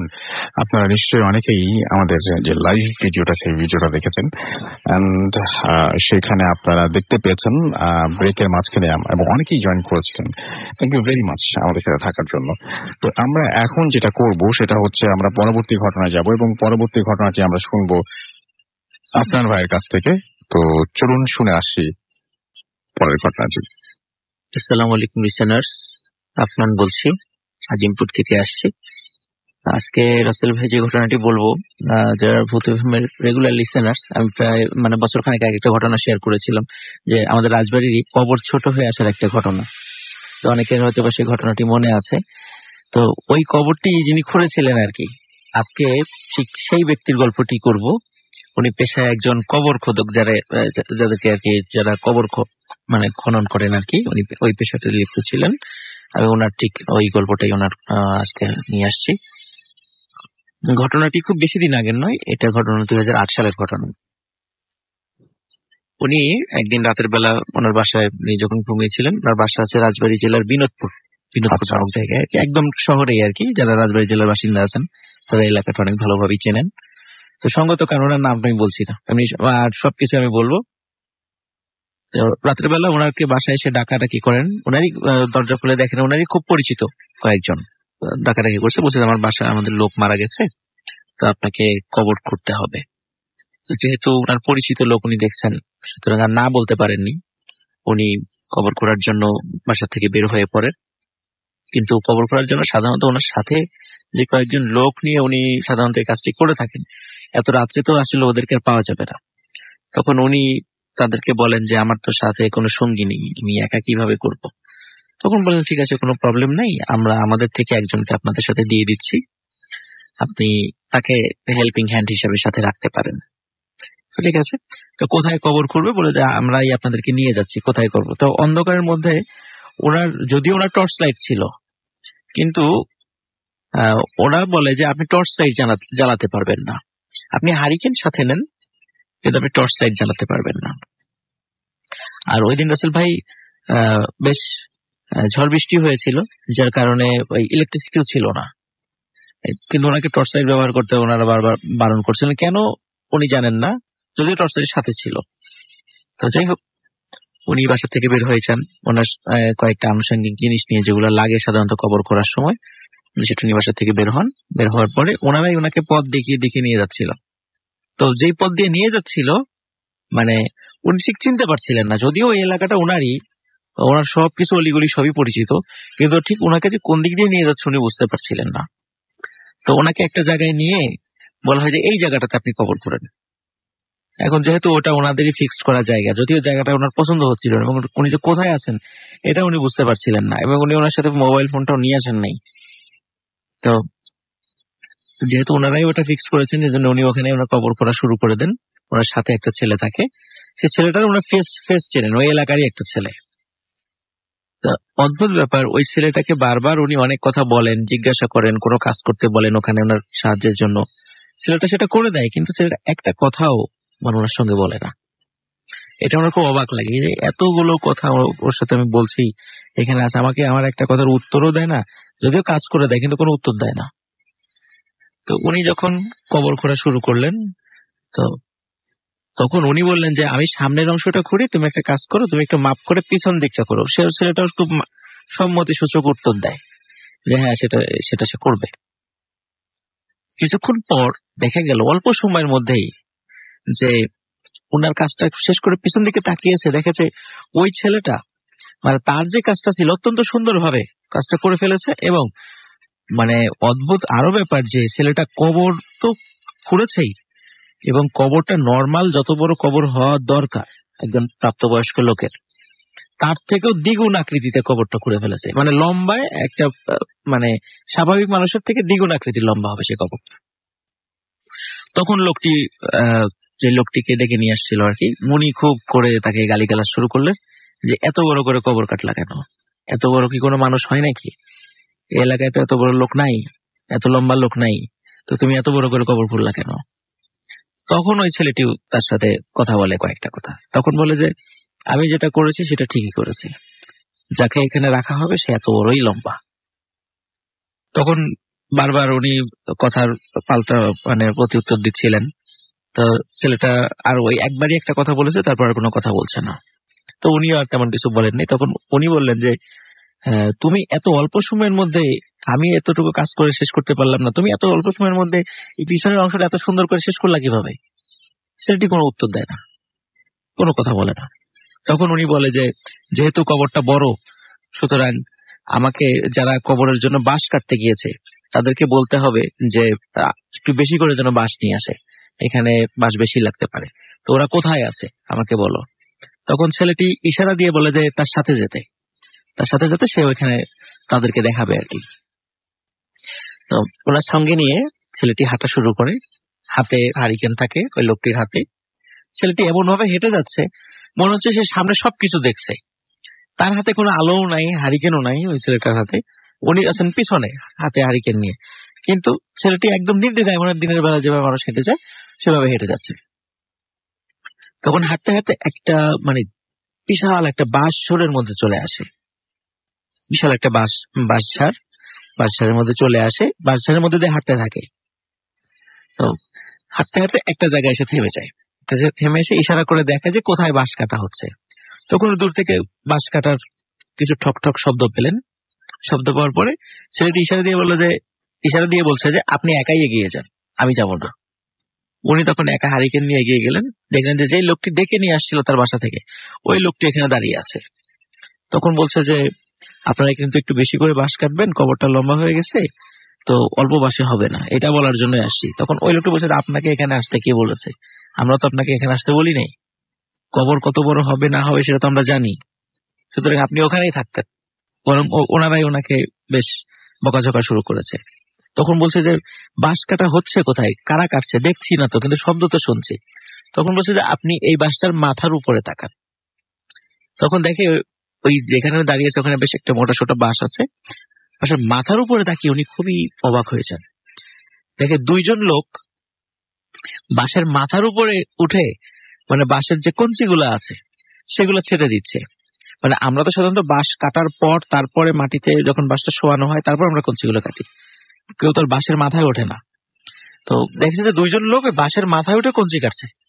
তখন উনি মানে খুবই অবাক হন যে এটা কেমন জিনিস, যে বাঁশের মাথায় উঠে কঞ্চি কাটছে, বাঁশ পরিষ্কার করছে, এটা তো অদ্ভুত ব্যাপার। তো উনি বলছে ওনারা ওখানে কি করেন, ওনাদেরকে নেমে আসতে বলেন। না, ওনারা খুবই অভিজ্ঞ লোক, ওনারা এইভাবেই বাঁশ কাটেন। বলে যে আমি তো কখনো এর ধরনের বাঁশ কাটা কখনো দেখিনি, আজকেই প্রথম দেখছি। তখন একটা পর্যায়ে ওই লোকটা ইশারা করে, যে লোকটা মানে নেতৃত্ব দিয়েছিল বাঁশ কাটার, ইশারা করে যে তাদেরকে নেমে আসতে। এখানে আসল ভাই উনি যখন যেটা বলেছেন আর কি, পরবর্তীতে ওনার লোকদের কাছে এসে দেখলো যে টিকটিকি ঠিক যেভাবে দেয়াল বেয়ে নেমে আসে ওই দুটো লোক ওই বাঁশটা বেয়ে ঠিক মাথা নিচের দিক দিয়ে ওইভাবে সুরসুর করে নেমে চলে আসছেন। এটা দেখে উনি মানে খুবই ভয় পান যে এটা মানে কি হচ্ছে, সবই অদ্ভুত ব্যাপার। মানে কবর লম্বা হওয়া, তারপরে এরকম বাঁশ মাথার উপর থেকে কাটা, মানে বাঁশের কঞ্চি আগে কাটা বাঁশ না কেটে, তারপরে এইভাবে মাথা নিচের দিক দিয়ে তারা নেমে আসলো, সবকিছু অদ্ভুত লাগে। তখন ওই যে লোকটি ওখানে দাঁড়িয়ে বাঁশ কাটার জন্য নেতৃত্ব দিচ্ছে সে বলে যে আপনি যে কবর কেটেছেন আপনি সেই কবরের কাছে চলে যান, আপনাকে এখানে থাকতে হবে না, আমরা যথাসময়ে বাসগুলো নিয়ে চলে আসব। তো ওনার ওই যে পিছনে যে ছেলেটা দেখে নিয়ে আসছিল, সেই ছেলেটাই আবার সাথে করে সেই কবরের কাছে নিয়ে যায়। তারা ওখানে অপেক্ষা করতে থাকেন। কিছুক্ষণের মধ্যেই দেখে যে বিশাল লম্বা একটা খাটিয়া, অত বড় খাটিয়া সাধারণত আমরা কোথাও দেখি না আর কি। লম্বা একটা খাটিয়া নিয়ে কিছু লোক আসছেন। তো খাটিয়ার ডানে বায়ে সামনে পিছনে যে যারা সাধারণত খাটিয়াটা ধরে থাকেন, খাটিয়ার যে ধরার যে জায়গাটা হাতলটা থাকে, তো দেখছি উনি খেয়াল করছেন যে প্রত্যেকটা হাতলেই 5 জন করে লোক ধরে দাঁড়িয়ে আছে, মানে হেঁটে আসছে, মানে চারপাশে 20 জন লোক সেটাকে নিয়ে আসছে। এবং ঠিক এক পাশে যে 5 জন লোক, মানে অদ্ভুত বিষয় যে এই 5 জন লোকের চেহারাই হুবহু এক রকমের, মানে কারো চেহারা চেঞ্জ নেই।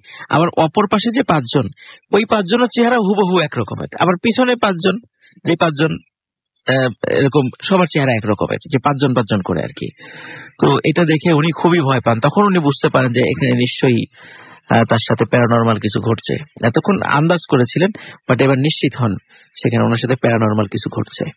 এবং উনি আরো খেয়াল করলেন এই খাটিয়ার উপরে লাশটা মানে শোয়া থাকার কথা, মানে শায়িত অবস্থায় থাকার কথা লাশটার, কিন্তু লাশটি ঠিক আমরা যেভাবে মাটির উপর বসে থাকি মেরুদণ্ড সোজা করে, লাশটি ওইভাবে বসে আছে, কিন্তু লাশটির মানে কাফন পেঁচানো আর কি, পুরোটাই কাফন পেঁচানো।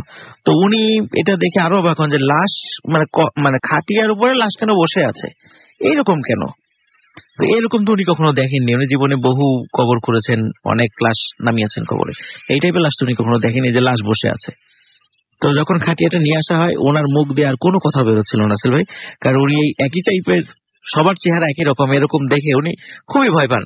তখন ওনার ওই ভয়ের অবস্থা দেখে যেই লোকটা ওনাকে ডেকে নিয়ে আসছিল, সেই লোকটা তাকে বলে যে আপনি কবরের মধ্যে নামেন, নেমে আমি আপনাদের হাতে আপনাকে বাঁশ দিব, আপনি বাঁশগুলো আস্তে আস্তে কবরে সেট করবেন। তখন উনি খেয়াল করলেন যে যারা হাতল ধরে নিয়ে আসছিল, মানে ওই খাটিয়াটা বহন করে নিয়ে আসছিল, ওনারা 3-4 জন কবরে প্রথমে নামেন।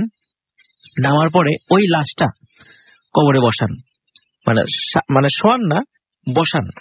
বসার পরে তো উনি যিনি কবর খুঁড়েছেন উনি তো উনি উপরে উঠে আসেন, একটা পর্যায়ে উপরে উঠে আসেন, এবং উনি দেখলেন যে লাশটা নামানোর পরে ঠিক যখন বাঁশ প্রায় মানে দেয়া হয়ে গেছে, মানে অল্প একটু বাকি আছে, দেখলেন যে লাশটা ডানে বায়ে সামনে পিছনে মনে হচ্ছে উনি লাশটা নড়াচড়া করছে। তখন উনি ভয় পেলেন, উনি ভয় পেয়ে মনে করলেন কি কোনো জীবন্ত লোককে এখানে দাফন করা হচ্ছে কিনা, এরকম একটু ভয় পেলেন। তখন ওই লোকটা বললেন যে আপনারা কি কোনো জীবন্ত লোককে দাফন করছেন? বলে না, এখানে কোনো জীবন্ত লোককে দাফন করা হচ্ছে না, উনি মৃত। তখন বলছে মৃত তাহলে বসে আছে কেন? বলছেন যে উনি বসা অবস্থায় মৃত্যুবরণ করেছেন এবং ওই অবস্থা থেকে তাকে শোয়ানো যায়নি। এই কথাই উনি জাস্ট বললেন, বলছে ওনাকে এই অবস্থায় দাফন করতে হবে। তো ঠিক আছে, দাফন হয়ে গেল। দাফন শেষ হওয়ার পরে যে লোকটি ডেকে নিয়ে আসছিলেন ওনাকে বললেন যে আপনি একদম পিছনে গিয়ে দাঁড়ান, এখন দোয়া পড়া হবে এবং আপনি দোয়ার শেষে আপনি আপনার পারিশ্রমিক নিয়ে বাসায় চলে যাবেন। তখন উনি পিছনে দাঁড়িয়ে আছে, ওরা সবাই মানে দোয়া শুরু করেছে।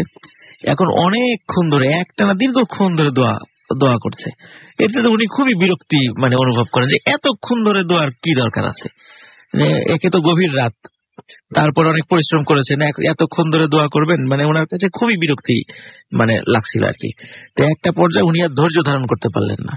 উনি চিন্তা করলেন যে আমাকে যে ডেকে নিয়ে আসছে, ওনার ওই দোয়া করার অবস্থায় তার কাছে গিয়ে বলবো যে দোয়াটা যেন ওই যে দোয়া করছেন তাকে যেন সংক্ষিপ্ত করতে বলেন, কারণ তাকে বাসায় যেতে হবে। উনি ওই সামনে বাধ্য হয়ে সামনে গিয়ে যখনই বলবেন যে হুজুরকে দোয়া সংক্ষিপ্ত করতে বলেন, তখনই উনি দেখেন যে ওখানে যতগুলো লোক দাঁড়িয়ে আছে প্রত্যেকের চেহারা মানে ভয়ঙ্কর সাপের মতো। এই দৃশ্য দেখার সাথে সাথে উনি সেখানে মানে ফেইন্ট হয়ে যান। সকালবেলা উনি যখন নিজেকে মানে আবিষ্কার করেন, সেই জায়গাটা রাজবাড়ির লোকোশেট নামক একটা স্থান। সেটা এমনিতেও খুবই হন্টেড প্লেস, যারা রাজবাড়িতে আছেন তারা ওই জায়গাটা সম্পর্কে পরিচিত আছেন। তো ওইখানে উনি সকালবেলা নিজেকে আবিষ্কার করেন। পরবর্তীতে স্থানীয় লোকজন তারাও তাকে দেখেছিল। তাড়াতাড়ি তার জ্ঞান ফিরে আসার পরে ওখানে বিশ্রাম নিয়ে পরে উনি বাসায় চলে আসেন। বাসায় চলে আসার পর উনি পরিবারের সব ঘটনা বলেন যে এইভাবে রাতের বেলা আমি বের হয়েছিলাম, এই ঘটনা। তখন যেই লোকটি ডেকে নিয়ে গেছিল রাসেল ভাই, ওনাকে তো উনি চেনেন।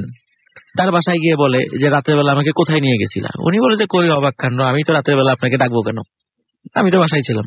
বলে কেন, কালকে রাতে তোমার বাসার কেউ মারা যায়নি? বলে না, আমার বাসাতে কেউ মারা যায়নি। তখনই চিন্তা করি কোথায় কবর খুঁড়েছিলেন, যতটুকু আন্দাজ করেছিলেন ঠিক ওই অনুযায়ী জায়গাগুলো খুঁজতে থাকেন, কিন্তু খোঁজার পরেও মানে ওই জায়গাটা উনি পান না। কিন্তু উনি যে বাঁশঝাড়ে গিয়েছেন রাসেল ভাই, ওই বাঁশঝাড়টা এখনো আছে। যে রাজবাড়িতে বিনোদপুরের থেকে নূরপুর যাওয়ার সময় একটা বিশাল বাঁশঝাড় পরে একটা মানে ইসের কাছে একটা ইটের ভাটার পাশে, এটা এখনো আছে বাঁশঝাড়টা, যদিও সেটা এখন অনেক কমে গেছে আর কি, বাঁশঝাড় কমে গেছে, এখনো সেটা আছে। তো উনি ওই বাঁশঝাড় তন্ন তন্ন, ওনার দৃঢ় বিশ্বাস ছিল যে রাতের বেলা ওনাকে ওই বাঁশঝাড়ে নিয়ে আসা হয়েছে। তো ওই বাঁশঝাড় তন্ন তন্ন করে খুঁজে উনি ওইখানে 2টা বাঁশ যেখান থেকে কেটে নেওয়া হয়েছে এই চিহ্ন আবিষ্কার করেছিলেন। তো রাসেল ভাই উনি যে ভয় পেয়েছিলেন, ওই ভয় পাওয়ার পরে উনি আস্তে আস্তে খুব অসুস্থ হতে থাকেন। অসুস্থ হওয়ার একটা পর্যায়ে এত অসুস্থ হয়ে যান যে উনি এমনিতে গরিব মানুষ ছিলেন, ওনার চিকিৎসা করার অতটা টাকা পয়সা ছিল না, স্থানীয় লোকজন ওনাকে টাকা পয়সা দিয়ে সাহায্য করেছিল।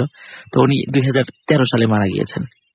এবং ওই যে ভয়টা পেয়েছিলেন, উনি বলেন যে ওই ভয়ের কারণেই আস্তে আস্তে উনি অসুস্থ হয়ে গেছিলেন। এটি ছিল আসলে আমার ফার্স্ট। অনেক ধন্যবাদ আপনাকে। আমরা চলে যাবো আমাদের পরবর্তী ঘটনায়। আমাদের এইখানে যে ঘটনাটি রয়েছে সেটা একটা ইমেইল, এবং সেই ইমেলটা আমরা পড়বো। আসসালামু আলাইকুম রাসেল ভাই, যেভাবে লিখছেন সেভাবেই পড়ছি। And other listeners of vote FM, my name is Fahad. আচ্ছা, তার আগে আমরা একটা কলে যাবো। ওকে, আমরা কলে যাব। ওকে, আমরা একটা কলে চলে যাই। এন্ড আমাদের সঙ্গে আছেন এই মুহূর্তে, আমি দেখতে পাচ্ছি আমাদের সঙ্গে আছেন নন্দিতা, রাইট? এবং নন্দিতা আছেন আমাদের সঙ্গে। হ্যালো নন্দিতা, কেমন আছেন? আচ্ছা, ভালো আছি। কোথা থেকে?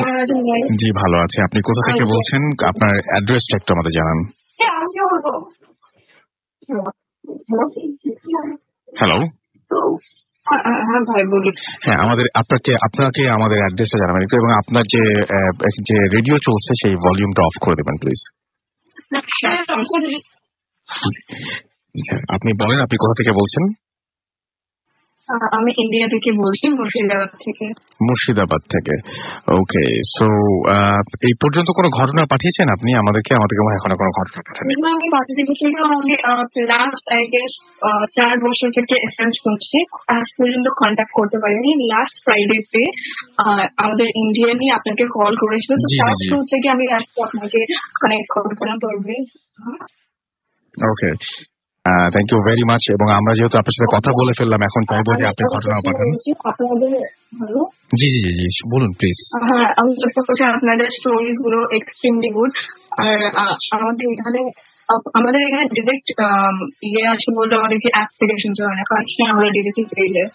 ওকে, থ্যাংক ইউ সো মাচ। আমাদের সঙ্গে থাকবেন এবং আশা করছি যে এভাবে আমাদের উৎসাহ দিয়ে যাবেন, এবং সবসময় আপনাদের পাশেই পাবো। Thank you very much.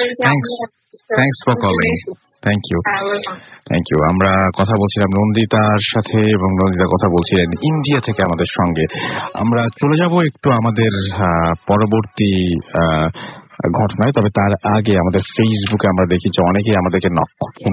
আমাদের রেডিও ফুর্তির পেজে দেখতে পাচ্ছি আমাদের সঙ্গে আছেন নাজমুল হক রাজীব, এছাড়াও আমাদের সঙ্গে রয়েছেন হেলাল হোসেন আকাশ, জি কে পিয়াস আমাদের সঙ্গে আছেন, আমাদের সঙ্গে আছেন আলী হুসাইন, আমাদের সঙ্গে আছেন রুহান আহমেদ, হেলাল আকাশ আমাদের সঙ্গে আছেন, শাহরিয়ার রাফিউল আমাদের সঙ্গে আছেন, এমডি আবু তালহা আমাদের সঙ্গে আছেন, আমাদের সঙ্গে আছেন দেখতে পাচ্ছি স্বপ্নের প্রতীক ঈশান, এছাড়াও শান্ত খান, এইচ আর রকিবুল হাসান রাকিব, আমার সঙ্গে আছেন হুমায়ুন কবির, ইঞ্জিনিয়ার রুহুল ডি রুদ্র, এছাড়াও সাইদ শামসুজ্জোহা সহ আরো অনেকে। আমাদের রেডিও ফুটের যে ভূত এফএমের যে পেজ রয়েছে সেখানে আছেন শাহাদাত হোসেন রাজ, এছাড়াও আমাদের সঙ্গে আছেন দেখতে পাচ্ছি আরিফুল ইসলাম বাঁধন, মেহেদি হাসান, জয় স্নিগ্ধা, ফরিদ আক্তার সাগর, সাইদুর রশিদ ইরফান, এছাড়া আছেন এমডি নাইমুল হোসেন, এছাড়া আছেন আহমদ হোসাইন পারভেজ, আমাদের সঙ্গে আছেন দেখতে পাচ্ছি সুষময়, এছাড়া আমাদের সঙ্গে আছেন দেখতে পাচ্ছি রিকার্ড লেইস বয়, আমাদের সঙ্গে আছেন দেখতে পাচ্ছি MD Hasan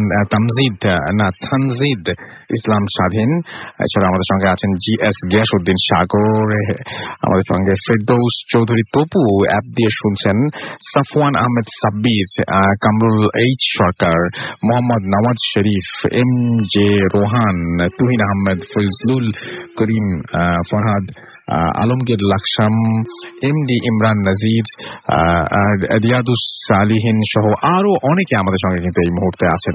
thank you very much যারা আমাদের সঙ্গে এই মুহূর্তে আছেন এবং লাইভ আমাদেরকে শুনছেন। চলে যাবো আমরা পরবর্তী ঘটনায়। আমাদের সঙ্গে এই ঘটনাটি শেয়ার করছেন আমাদেরই একজন লিসেনার ফ্রম নিউজিল্যান্ড। আমি দেখলাম যে তাকে হয়তো কলও দিতাম আমরা, বাট এখন ইটস টু আর্লি না, এখন মনে হয় 7টা বাজে বা এরকম কিছু একটা হবে নিউজিল্যান্ডের টাইম। সো তাকে ঘুম থেকে উঠাতে ইচ্ছা করলো না, সো আমি ঘটনাটা পড়ে ফেলছি। Assalamu alaikum Russell bhai and all other listeners of Bhoot FM. My name is Fahad. I'm from Auckland, New Zealand. I'm listening to Bhoot FM almost from the beginning, maybe from the second episode. আমার এখানে Bhoot FM শুনতে অনেক কষ্ট হয়, but এখন তো app আছে live এবং আচ্ছা লাইভ শোনার জন্য। আমি ফার্স্টেই সরি বিকজ আমি বাংলা ফন্ট ইউজ করতে পারি না, তাই বাংলিশেই লিখছি। অ্যাকচুয়ালি আমি যে স্টোরিটা লিখবো সেটা আমাদের এক নেইবার আঙ্কেলের মেয়ের সাথে তার হাউসে, উইচ ইজ ইন দ্য বে অফ প্লেন্টি, অ্যান্ড তার হাজব্যান্ডের জব পারপাসে এই একটু মফস্বল টাইপের টাউন এরিয়াতে তাদের স্টে করতে হয়। এবার আসা যাক মূল পার্টে। আমি এবং আমার বোনের মতো করে আমি আমার তার মতো করেই বলছি এবং তার নামটা বলা যাবে না, রেস্ট্রিকশন না থাকে আছে বলার জন্য, বাট আমি দেখতে পাচ্ছি নামটা ব্র্যাকেটে দেয়া আছে। For first day we move in the house, I was feel quite alert. তো তিনি তারা বাসা যাওয়ার পরে তারা একা ফিল করছিল এবং বাট সে মোটেও একা ছিল না, বাট তার কাছে মনে হচ্ছিল কেন যেন একা। এবং প্রায়ই তিনি লিখছেন যে প্রায়ই আমি শ্যাডো দেখতাম, কখনো উইন্ডোর সাইডে, কখনো মানে যখন তাকাতাম, বাট যখন ইনস্ট্যান্ট তাকাতাম কোনো কিছুর দিকে দেখতাম যে কিছুই নেই। নেক্সট থিং হলো যে অনেক নকস এবং অনেক ব্যাংকস ক্লিকস পেতাম। ফার্স্টে আমার হাজবেন্ডকে বললাম, সো ও বললো যে নিউ হাউস, নতুন বাসা, so floor and other stuffs settle হয়ে যেতে একটু টাইম লাগবে। অ্যাজ উই নো যে most of the houses in this country are made from woods. আপনারা দেখেছেন নিশ্চয়ই যে দেশের বাইরে ম্যাক্সিমাম বাসাতেই ফ্লোর গুলো হয়তো কাঠের তৈরি থাকে। তো আমিও ফার্স্ট এইসব কিছুই নর্মাল ভাবতাম, বাট আমাদের মানে টাইম যাওয়ার পর ও ব্যাপারটা তখন দেখলাম যে চেঞ্জ হয়নি এবং বরং সেটা হচ্ছে আরো বেড়ে গেছে। লাইক কখনো খুব হার্ড সাউন্ড পেতাম আমরা ওপরের তলা থেকে, কখনো রাফলি নিচ থেকে পাওয়া যাচ্ছে, এরকম একটা ব্যাপার। তো আমাদের একটা বিড়াল ছিল যেটা ওই বাসায় মুভ করার পর থেকে ডিফারেন্ট বিহেভ শুরু করে দেয়। লাইক সে সবসময় যেন ভয় পেত, এমন ভাবে দৌড় দিত যে কেউ যেন ওকে চেজ করছে, ওর লেজ ধরে টানছে এবং এই সমস্ত ব্যাপার আর কি। তারপর একদিন রাতের ঘটনা, সেটা হচ্ছে which I experienced in my bedroom. ওই রাতে আমার হাজবেন্ড কাজ ছিল নাইট শিফটে। আমি বেডে about 2 hours just tossing and turning করছিলাম, অ্যান্ড ঘুম আসছিল না কোনোভাবেই। রাত 11:03 তখন বাজে। আমি ঘড়ির দিকে তাকাই, টাইমটা এক্স্যাক্টলি মানে এরকম ছিল, কারণ আমি ঘড়ির দিকে তাকিয়েছিলাম। তারপর ভাবলাম যে 11টা, but still I can sleep. 5:30 যখন মানে 5:30 আমার কাজে যেতে হবে, তখন কাজ আছে। অ্যাজ আমি আমার সাইডে ফিরেছিলাম অ্যান্ড চিন্তা করছিলাম, অন দ্যাট মোমেন্ট আমি হঠাৎ করে আমার ব্যাকে জাস্ট শো ফিল করলাম। আচ্ছা, এবং আমি দেখলাম যে আমাকে ঠিক যেভাবে ফিজিক্যালি বেড থেকে মুভ মানে ঠিক আমি ভাবলাম, আমি বুঝতে পারলাম যে আমার হাতে, আমার পিঠে কোনো একটা কেউ হাত বুলাচ্ছে বা এরকম কিছু একটা, বাট তখনও আমি কিছুই দেখতে পাইনি। অ্যান্ড এটাই ছিল টার্নিং পয়েন্ট, যে আমি সব প্যারানর্মাল ব্যাপারে কমপ্লিটলি বিলিভ করা স্টার্ট করি। অ্যান্ড এটা ছিল আমার লাইফের সবচেয়ে স্কেরেস্ট থিং। আমি নেক্সট ওয়ান উইক আমি নাইটে লাইটস অন করে ঘুমিয়েছিলাম। অ্যান্ড এই জিনিসগুলো আরো বাড়তে থাকে যখন আমার মেয়ে হয়। Not much before, just 2 months ago আমার মেয়ে একদিন রাতে আমাদের রুমে এসে বলে যে মামি আমার পেছনে কিছু একটা স্ক্র্যাচ করছে বা এরকম টাইপের একটা ব্যাপার ঘটছে, কেউ খামচি দিয়েছে এরকম মনে হচ্ছে। যদিও আমি তাকে এনিহাউ কন্ডোলেন্স দেই এবং সে মানে বুঝিয়ে দিই, সান্ত্বনা দিয়ে দিই যে আমি আমার ব্যাপারটা আজ করতে পারি। তারপরেও কিছুদিন পর সে আবার আমাদের রুমে আসে এবং বলে যে কিছু একটা তার পা ধরে নাকি টান দিয়েছে। তখন আমরা তাকে সেম ভাবে সান্ত্বনা দিই অ্যান্ড শান্ত করি।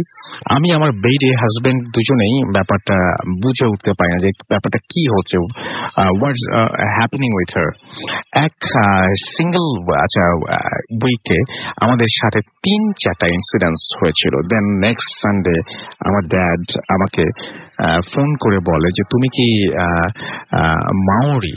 হ্যাঁ, ওকে, মাওরি হচ্ছে আপনারা সবাই জানেন যে অরিজিনালস অফ নিউজিল্যান্ড, এবং তিনি বলছেন যে মাওরির যে মানে কি বলবো যে ওইটা হচ্ছে আপনার কবরস্থান, যেখানে তাদেরকে মাটি দেওয়া হয়, সেরকম জায়গা থেকে তাদের বাসা নাকি খুব কাছে, জাস্ট শর্ট ওয়ার্ক ডিস্টেন্স। এবং ওইখানে কনস্ট্রাকশন ওয়ার্কাররা ল্যান্ড খুঁড়ে অথবা মাটি খুঁড়ে 100 বডি পেয়েছে, যেগুলো রাফলি 700 years old, 700 বছরের পুরনো। রিপিটিং এগেইন, 700 বছরের পুরনো। অ্যান্ড পুরো বাড়িটা জানতে পারি যে এই এরিয়াতে আগে মাওরিরাই ছিল, অ্যান্ড তারা অনেক রকম জিনিসের মানে উপাসনা করত। অ্যান্ড এই বডিগুলো ব্ল্যাক ম্যাজিক করা বডি, যা ওইখানে পুঁতে রাখা ছিল। ওইগুলা দিয়ে পুরো এরিয়াটা এফেক্টেড, বিকজ এনার্জিটা খুব স্ট্রং। অ্যান্ড এগুলা আমরা রিয়েলাইজ করি অ্যান্ড আমরা চিন্তা করি যে মানে আমাদের we have to face lots of things, and আমাদের ছোট একটা মেয়ে আছে, so we better take steps as soon as possible. Then আমরা ওইখান থেকে শিফট করে আসি।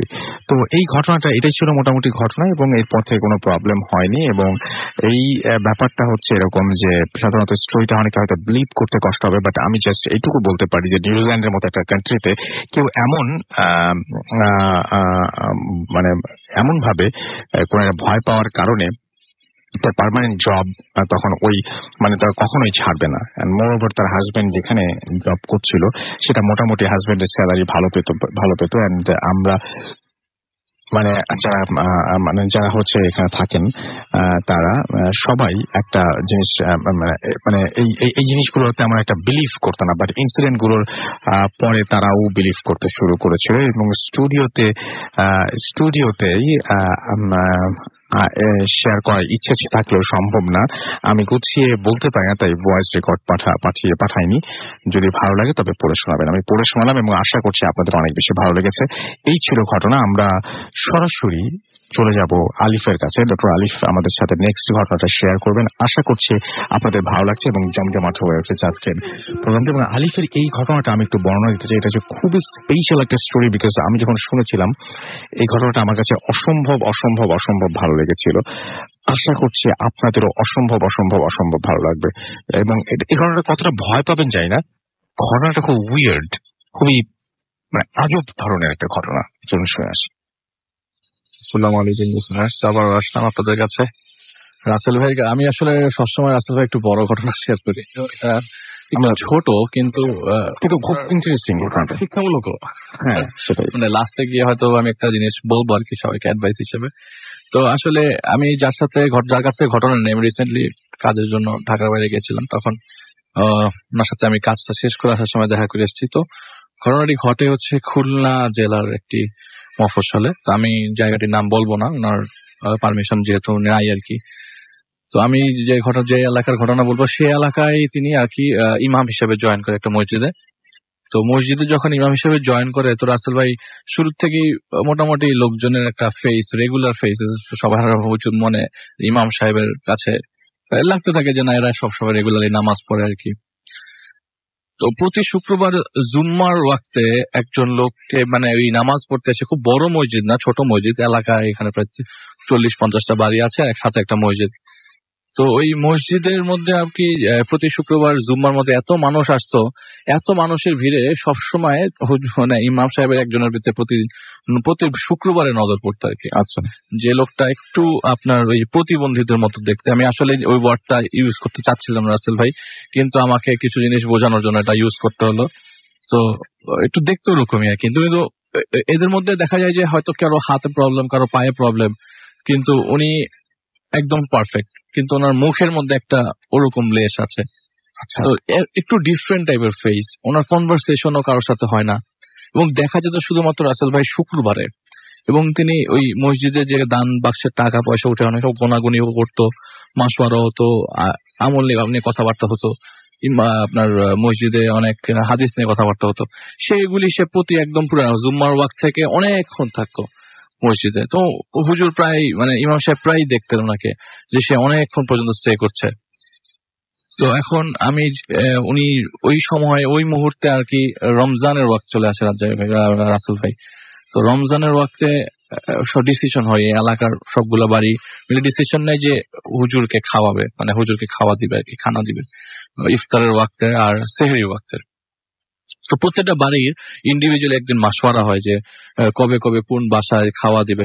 তো যারা রেগুলারলি নামাজ পড়তে আসে তো তারা বসে ডিসিশন নেয় যে কবে কবে খাওয়া দিবে হুজুরকে। প্রথম রমজান থেকে শুরু করে একদম 30 রমজান পর্যন্ত কবে কবে হুজুরকে খাওয়া দেওয়া হবে, এটা নিয়ে একটা ডিসিশন, একটা বৈঠক হয় আর কি।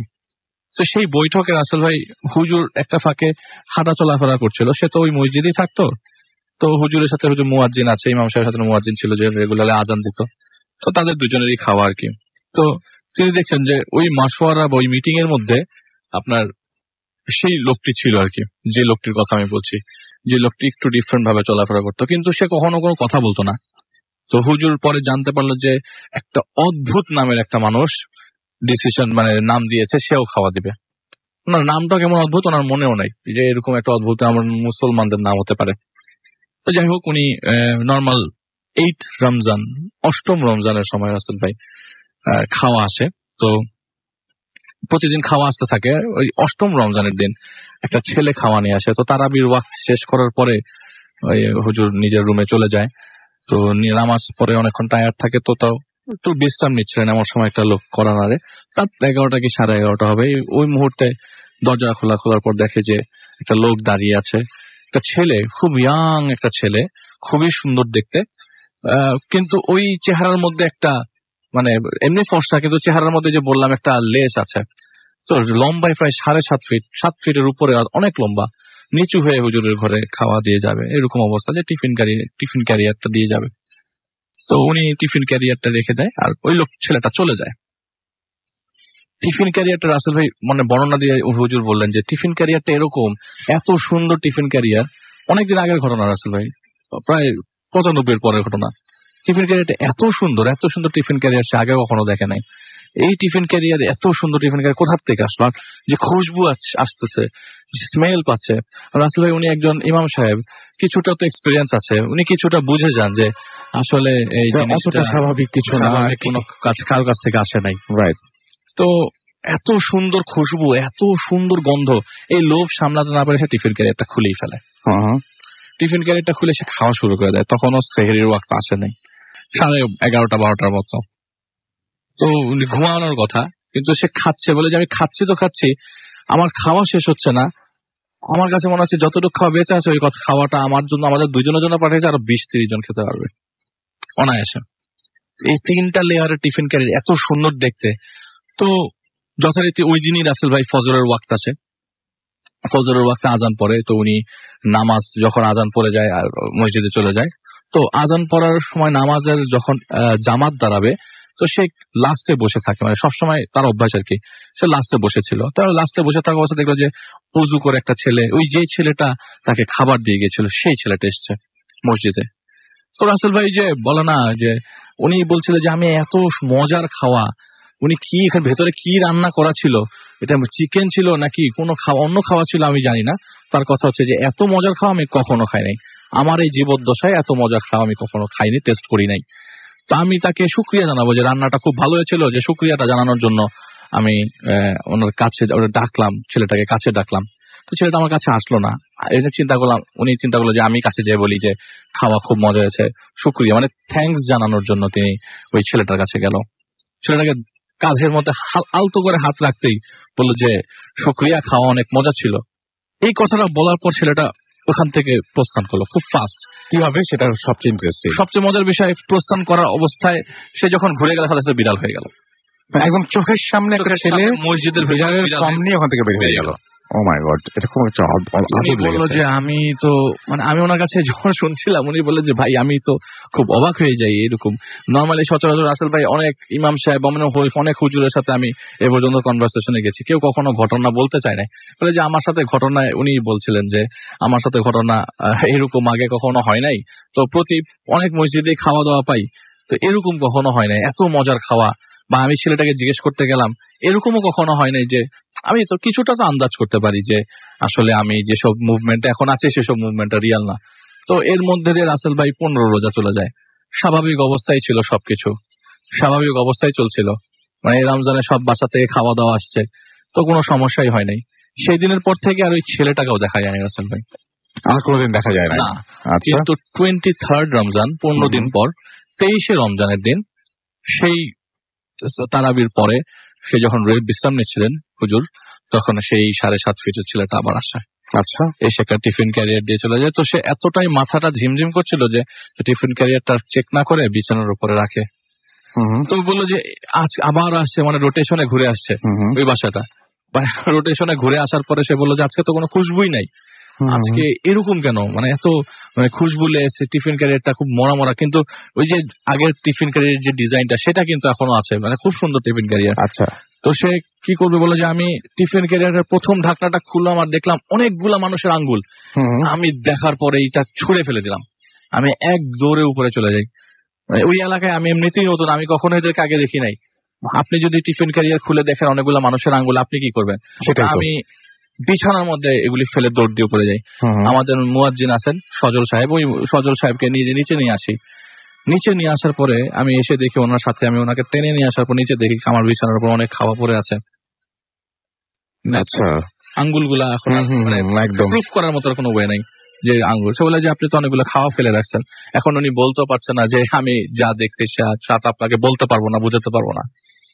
তো রাসেল ভাই এরপর থেকে উনি আর কখনো ওনাদের কখনো দেখেন না, আর কোনো টিফিন ক্যারিয়ারও আসে না। রমজানও শেষ হয়ে যায়, ঈদও চলে আসে, সে 2-1 মাস পরে মসজিদটাও ছেড়ে দেন।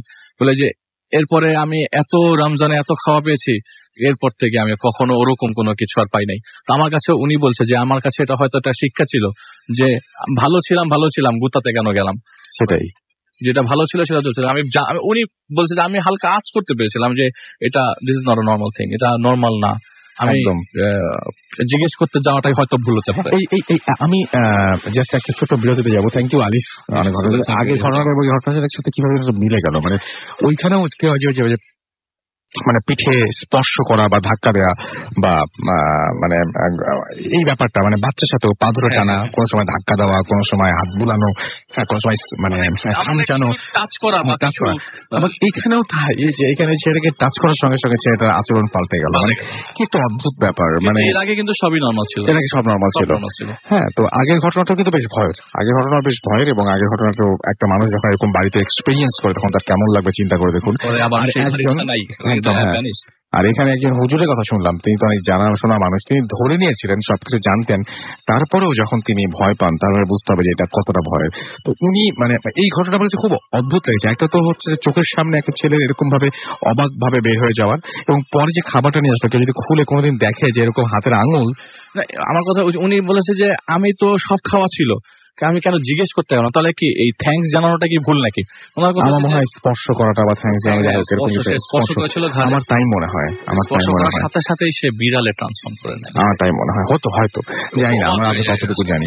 ওকে fine, thank you so much. আমরা একটা ছোট্ট বিরতি যাবো এবং আমাদের আশা করছি যে এরপরে ঘটনাতে আপনারা থাকবেন এবং চমৎকার সব ঘটনা রয়েছে, আমাদের সঙ্গে থাকবেন।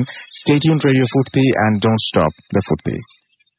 Voot FM tonight.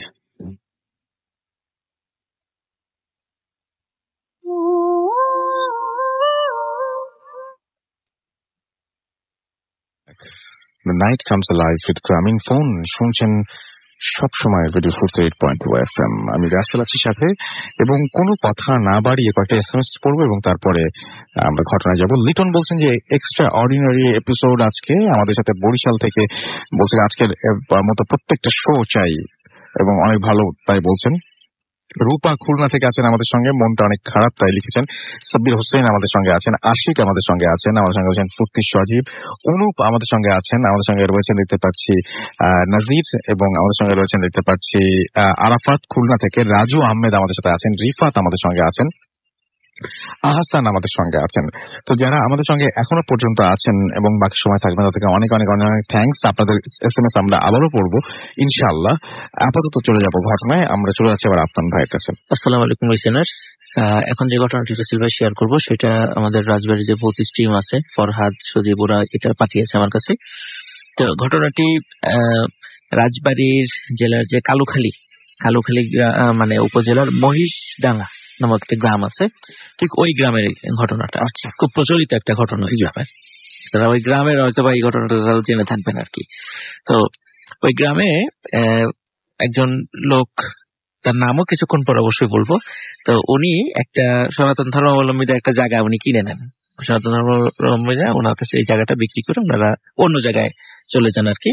তো উনি যখন ওই জায়গাতে মানে বাড়ি তৈরি করবেন, ওখানে বেশ কিছু জায়গা ছিল, মানে কিছু ছিল আর কি, ছোট একটা কুয়া ছিল, বিভিন্ন বিষয়গুলো ছিল। তো উনি ওই সবগুলো ভেঙে ফেলে ওখানে নতুন করে একটা বিল্ডিং করবেন বলে এরকম একটা মনস্থির করেন। তো উনি যখন সবকিছু ভেঙে নতুন করে বিল্ডিং করার জন্য পদক্ষেপ নিচ্ছিলেন, তখন উনি বারবার মানে স্বপ্ন দেখছিলেন যে কেউ ওনাকে এটা করতে নিষেধ করছে। তো উনি যেহেতু একজন এডুকেটেড লোক, উনি ওই স্বপ্নে কি দেখলেন না দেখলেন এগুলো নিয়ে উনি আসলে অতটা মাথা খাওয়ান নেই। তো অনেকবার দেখার পরে উনি এগুলো কাউকে বলেনও নেই, উনি এগুলো মাথাও খাওয়ান নেই। উনি ওনার গতিতে ওনার বাসা কাজ তৈরি করার কাজগুলো উনি চালিয়ে গিয়েছিলেন। তো যথারীতি বাসা কাজ যখন শেষ, সব পরিবারে যখন উনি ওখানে ওঠেন, তো ওঠার পর সেখানে কয়েকদিনের পরেই ওনার স্ত্রী স্বপ্নে কিছু অদ্ভুত ব্যাপার দেখতে থাকে। তখন এই বিষয়গুলো ওনার হাজবেন্ডকে উনি বলেন যে আমাকে স্বপ্নে কে যেন এখানে থাকতে মানা করে। এই বিষয়গুলো যখন ওনার হাজবেন্ডকে বলেন, তখন বললেন স্বপ্ন তো স্বপ্নই, এগুলো নিয়ে ভয় পাওয়ার বা মাথা ঘামানোর কিছু নাই, এগুলা কিছু না, এগুলো ওনার স্ত্রীকে সান্ত্বনা দেন। তো যখন প্রায় ধরেন যে বাসার ওঠার প্রায় 1 মাসের কাছাকাছি, তখন নতুন করে কিছু ঘটনা ঘটা শুরু করে। ওনারা রাতের বেলা ফিল করা শুরু করেন যে কে যেন ওই ঘরের মধ্যে মানে ঠিক ফ্লোরে মানে হাঁটু ভেঙে বসে আছে, মাথাটা ঠিক হাঁটুর পাশে মানে সাথে রাখা, এবং কান্নাকাটি করছে।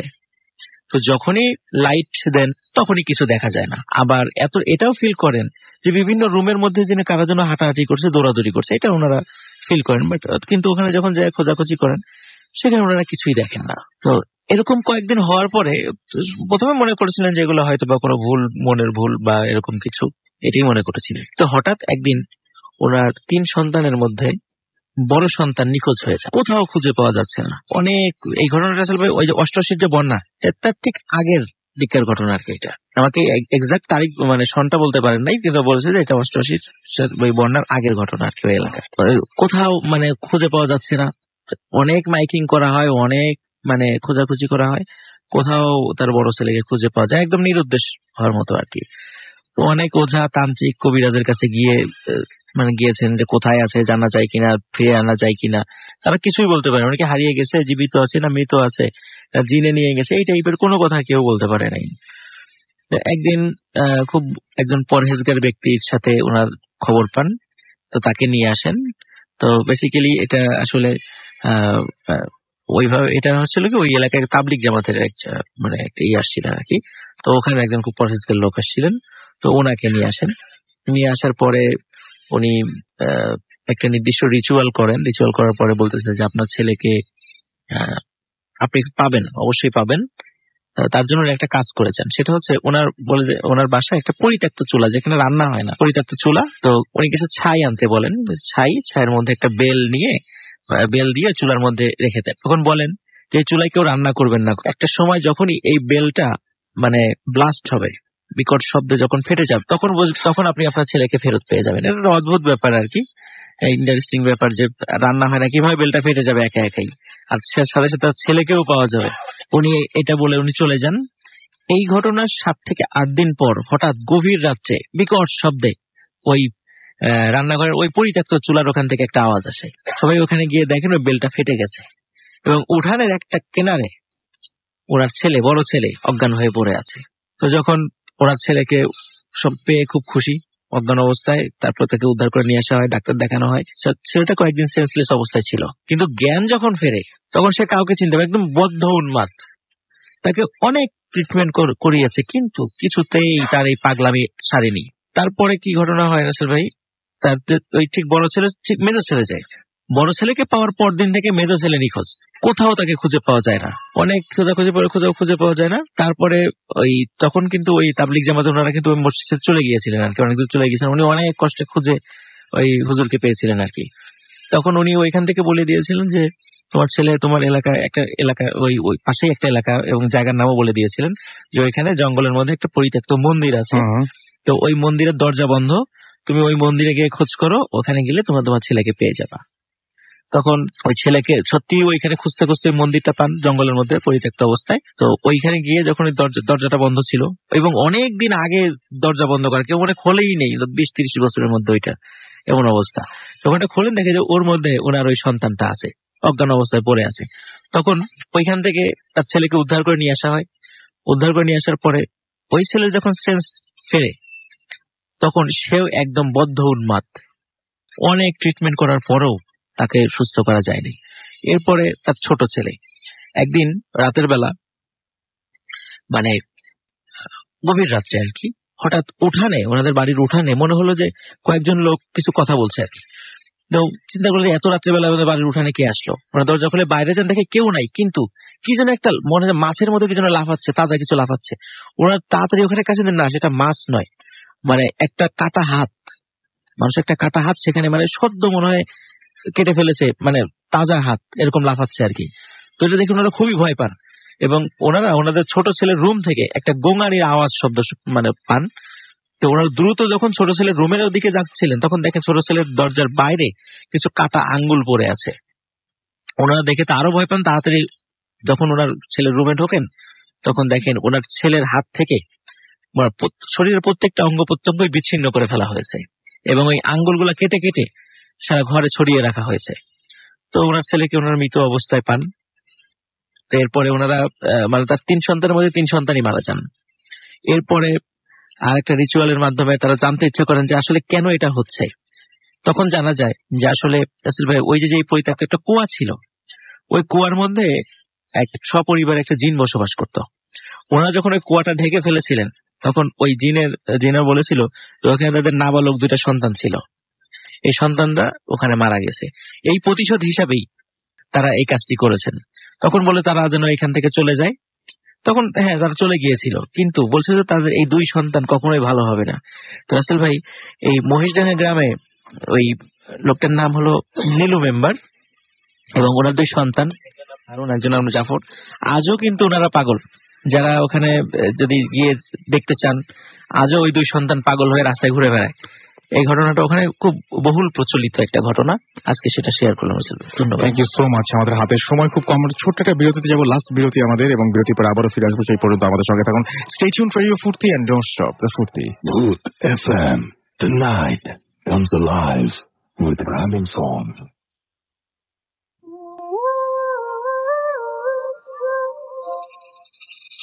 Welcome back. শুনছেন সবসময় রেডিও ফুর্তি 8.2 FM। আমি রাসেল আছি, সাথে আমার সাথে রয়েছে মাসুম এবং আজকের অতিথিরা। আমাদের টাইম খুব কম, সুতরাং কোনো কথা না বলে সরাসরি চলে যাচ্ছি ঘটনায়।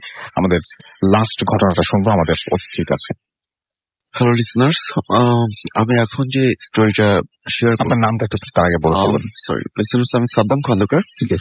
আমি এখন যে স্টোরিটা শেয়ার করবো আপনাদের সঙ্গে, স্টোরিটা আসলে অসমাপ্ত, বিকজ সেটা এখনো রানিং অবস্থাতেই আছে। যাই হোক, স্টোরিটা হচ্ছে আমাকে বলেছিল রাহুল নামে আমার একটা ভাই। তো এটা হচ্ছে নানুবাড়ির এলাকার একটি স্টোরি। তো সেটা হচ্ছে একটা ছেলের সঙ্গে একটা মেয়ের অ্যাফেয়ার ছিল। তো অনেকদিন ধরে রিলেশনটা চলছিল, যে কোনো একটা কারণে ওদের ব্রেক আপ হয়ে যায়। দেন কিছুদিন পর ছেলেটা মেয়েটাকে ব্ল্যাকমেল করে, নানাভাবে ব্ল্যাকমেল করে, এবং ছেলেটা নানাভাবে টাকা চাচ্ছিল, মেয়েটা এভাবে কন্টিনিউ টাকা দিচ্ছিল। তো কোনো একটা টাইমে মেয়েটা আসলে আর পারেনি। হ্যাঁ, আর পায়নি। তখন মেয়েটি বাধ্য হয় তার ফ্যামিলিকে জানাতে। তো মেয়েটির নানুকে জানায়। তো মেয়েটির নানু আসলে নিজে ব্যাপারটা হ্যান্ডেল করতে পারবে কিনা এটা ভেবে মেয়েটির নানু মেয়েটির মাকে জানায়। বাট মেয়েটির বাবাকে জানানো হয় না, কারণ মেয়েটির বাবা আসলে খুবই রাগী বা মেয়ের উপর টর্চার করবে এটা ভেবে বলে না। তো তারা সিদ্ধান্ত নেয় যে তারা কেস করবে, নানা ইয়ে করবে। তো হঠাৎ করে আবার কেন তাদের মানে ডিসিশন পাল্টে যায় আই ডোন্ট নো। বাট তারা করে কি, কোন একটা হুজুর বা কবিরাজের কাছে যায়, সেটা হচ্ছে আমাদের এলাকার একটু বাহিরে মধুকালী নামক জায়গাতে।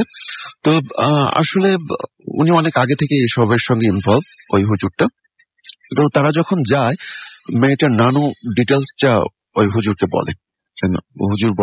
হুজুর ফার্স্ট টাইম বলে যে না, আসলে এরকম কিছু আমি করতে পারবো না, তবে হ্যাঁ আমি তদবির করে দেখতে পারি। তদবির করবার পরও যখন কোনো কাজ হচ্ছিল না, তখন মেয়েটির নানু ডিসাইড করে যে মানে ছেলেটিকে মেরে ফেলবে। কিভাবে মারবে? ব্ল্যাক ম্যাজিকের মাধ্যমে। তো হুজুর বলে যে আচ্ছা ঠিক আছে, আপনি একটা কাজ করেন, আপনি আগামীকাল আসুন এবং আসার সময় অবশ্যই একটা কাফনের কাপড় নিয়ে আসবেন। তো সেটাই করা হয় এবং যখন কাফনের কাপড় আনা হয় তখন দেখা যায় যে ওই হুজুরটা আগে থেকে একটা ডল অর্থাৎ পুতুল বানিয়ে রেখেছে ছোট্ট করে, এবং ওই পুতুলটাকে ঠিক ওই কাফনের কাপড়ের মধ্যে মানুষ মারা গেলে যেরকম ইয়ে করা হয়, তো ওইভাবে পেঁচিয়ে একটা মানুষ মারা গেলে যেভাবে জানাজা করা হয় সেম ওভাবেই করছে। তো জানাজা করবার পর ওনাদেরকে বলে দিয়েছিল যে আপনারা কিন্তু অবশ্যই এই পুতুলটা যেটা করবেন সেটা হচ্ছে জোড়া কবরের মাঝে, অর্থাৎ দুপাশে দুটো কবর থাকবে, মাঝখানে এই পুতুলটা যে কেউ পুঁতে দিয়ে আসবে। তো কে যাবে? হ্যাঁ তারা নিয়ে আসলো। তবে হ্যাঁ হুজুর এটাও বলে দিয়েছিল যে পুঁতবে অবশ্যই কেউ মানে ওটা পুঁতে রেখে আসার সময় অবশ্যই কেউ যদি ডাক দেয় সেজন্য কথা না বলে, তাহলে তার প্রবলেম হবে। তো ওরা বাসায় চলে আসে। দেন মেয়েটার একটা চাচা ছিল, উনি খুবই পরহেজগার টাইপের ছিলেন এবং উনি আসলে ওই দিন রাতে একটা ওয়াজ মাহফিল শেষ করে উনি বাসায় আসছিলেন। তো উনি যখন দরজার সামনে আসলেন, ওনাদের বাসার সামনে এসে যখন ডোরের কাছে আসলেন, ঠিক ওই টাইমটাতে উনি যেটা দেখলেন সেটা হচ্ছে একটা শ্যাডো আকৃতির, সেটা আপনার মাথায় শিং আছে। উনি দেখে ভয় তো পেলেনি অবশ্যই, কিন্তু তারপরও যেহেতু অনেক কিছু, উনি একজন পরহেজগার মানুষ ছিলেন, উনি নিজের প্রোটেক্টটা উনি নিজেই করে নিলেন। তো উনি ভিতরে ঢুকলেন এবং মেয়েটার নানু ওনার কাছে বললেন যে এই ঘটনা। মেয়েটার মাও আসছিল এবং দুজনেই বললো যে একটা পুতুল দেব, এটা তোমাকে রেখে আসতে হবে, হুজুর যেভাবে বলেছিল কবরের মাঝে। তো উনি বারবার জিজ্ঞাসা করছিল যে কেন কেন কেন। উনি আসলে বলছিল না, শুধু এতটুকুই মেয়েটার আম্মা এবং মেয়েটার নানু এতটুকুই বলছিল, ডিটেলসটা আমি তোমাকে পরে বলবো, বাট এখন যেটা বলছি সেটা করো, সেটা আমাদের জন্য অবশ্যই মঙ্গলের হয়। তো উনি আর বেশি কথা জিজ্ঞাসা করে নাই, কারণ যেহেতু অনেক রিকোয়েস্ট করেছিল, আবার উনিও বলেছিল পরে বলবে। তো ওনাদের একটা কথা ওনারা মিস করে ফেলেছেন, সেটা হচ্ছে যে ওনাকে বলতে ভুলে গিয়েছিলেন যে এটা রেখে আসবার সময় অবশ্যই কেউ ডাকলে কথা বলবা না এবং জোড়া কবরের মাঝে রেখে আসবা, এটা বলতে ভুলে গিয়েছিলেন। উনি যান এবং ওনাদের বাড়ি থেকে একটু দূরেই কবরস্থান ছিল, উনি সেখানে যান এবং উনি জোড়া কবরের মাঝে না রেখে ওটাকে আপনার একটা লাশের একটা কবরের বুকের উপর ওই পুতুলটা পুঁতে দিতে। ওই টাইমে উনি যখন হাতটা দিয়ে মাটি ইয়ে করবেন, পুতুলের থেকে হাতটা সরাবেন, ওই টাইমে উনি অনুভব করেন ওনার হাতটা ভেজা ভেজা। তো উনি যেটা করেন তখন হচ্ছে উনি মানে প্রচন্ড ভাবে ভয় পেয়ে যান। কেন ভেজা ভেজা? মানে কাদা যুক্ত মাটি হলে যেরকম হয়, মানে কাদা হাতে লাগলে যেরকম হয় ওরকম। তো উনি হঠাৎ করে উঠিয়ে যেটা দেখলেন যে ওনার হাত ভরা, মানে মাটি তো এমনিতে লেগে আছে, বাট কেমন যেন আঠালো আঠালো, রক্ত রক্ত। তো উনি ভালো করে যখন মোবাইলটা জ্বালিয়ে দেখেন, উনি দেখেন যে ওনার হাত ভরা রক্ত। এটা সবচেয়ে ইন্টারেস্টিং পার্ট। উনি দেখেন যে পুতুলটা থেকে কাফন জড়ানো ছিল এবং পুতুল থেকে রক্ত বেরোচ্ছে। উনি অদ্ভুত ব্যাপার। উনি ঠিক ওই টাইমটাতে ওই পুতুলটাকে তোলেন, তোলার পর উনি দেখতে পান যে পুরো কাফন ধরে টপ টপ করে রক্ত পড়ছে। উনি প্রচন্ড ভয় পান, উনি ওখান থেকে দৌড়ে চলে আসেন ওটা ওভাবে রেখে। এবং কিছু দূর যাবার পর কেউ একজন জিজ্ঞাসা করে যে এই কোথায় গিয়েছিলি, এভাবে দৌড়াচ্ছিস কেন? তখন উনি ওনাকে বলে দিতে চায় যে এই ঘটনা। দেন ঠিক ওই টাইমটাতে উনি আর কোনো কথাই বলতে পারে না, উনি একদম বদ্ধ উন্মাদ এরকম হয়ে গেছে। তো উনি এখনো আছেন, এখনো উনি ঠিক এভাবে আছেন। দেন যেটা হয়, মেয়েটার নানু এবং মেয়েটার মা এই ঘটনা জানার পর ওই হুজুরের কাছে যান এবং হুজুরকে যখন ডিটেলসটা বলেন, হুজুর বলে যে এটা তো এখন খুব বড় রকম একটা পর্যায়ে চলে গিয়েছে, আমি আপনাদেরকে বলেছিলাম এই করতে, আপনারা ওনাকে করেননি।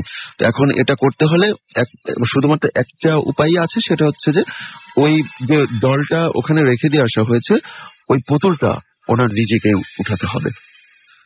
তো এবং ওই পুতুলটা উঠিয়ে ওনার নিজেকে উঠাতে হবে এবং ওই পুতুলটা যে কোনো একটা পুকুরে ফেলে দিয়ে আসতে হবে এবং ওই পুকুরের আশপাশ দিয়ে 40 দিন কেউ চলাফেরা করতে পারবে না, মানে পুকুরে গোসল করতে পারবে না। তো ঠিক তাই এখন ওনাকে যে নিয়ে যাবে, উনি তো মানে প্রচন্ড চিৎকার, শুধু কান্নাকাটি করে, কোনো কথা বলতে পারে না। তো ওনার সবাই মিলে গিয়ে ওনার হাতটা ধরেই, উনি তো আর আসলে তখন ওখানে যেতেই চাচ্ছিল না, ওনাকে জোর করে ধরে নিয়ে দুজনে ওনার হাত ধরে যেভাবেই হোক ওই পুতুলটা ওনার হাত দিয়েই তোলেন। তোলার পর ওই দলটা মানে ওনাদের বাড়ির পাশেই একটা পুকুর আছে, ওই পুকুরে ফেলে দেন। এবং ফেলে দেওয়ার পর এখন ওই পুকুরের পানি মানে নীল বর্ণ ধারণ করেছে, আমি যতটুকু জানি। স্টোরিটা এখন নীল বর্ণ ধারণ করেছে, স্টোরিটা এখন এভাবেই রানিং আছে। আমি জানি না যে পরবর্তীতে কি হবে, যদি হয় তাহলে, যদি তেমন কিছু হয় অবশ্যই আমি আপনাদেরকে জানাবো। Thank you very much. এবং আপনি অবশ্যই ওই ভদ্রলোক এবং এই পুকুরের যদি পারেন তাহলে ভিডিও বা ছবি হলে সবচেয়ে ভালো হয়, ভিডিও করলে ওই ভদ্রলোকের ইন্টারভিউ এবং পুকুরের ছবি নিয়ে যদি নেক্সট টাইম আসবেন আমরা খুবই খুশি হব। তাহলে যদি চেষ্টা করবেন প্লিজ, এবং আপনারাও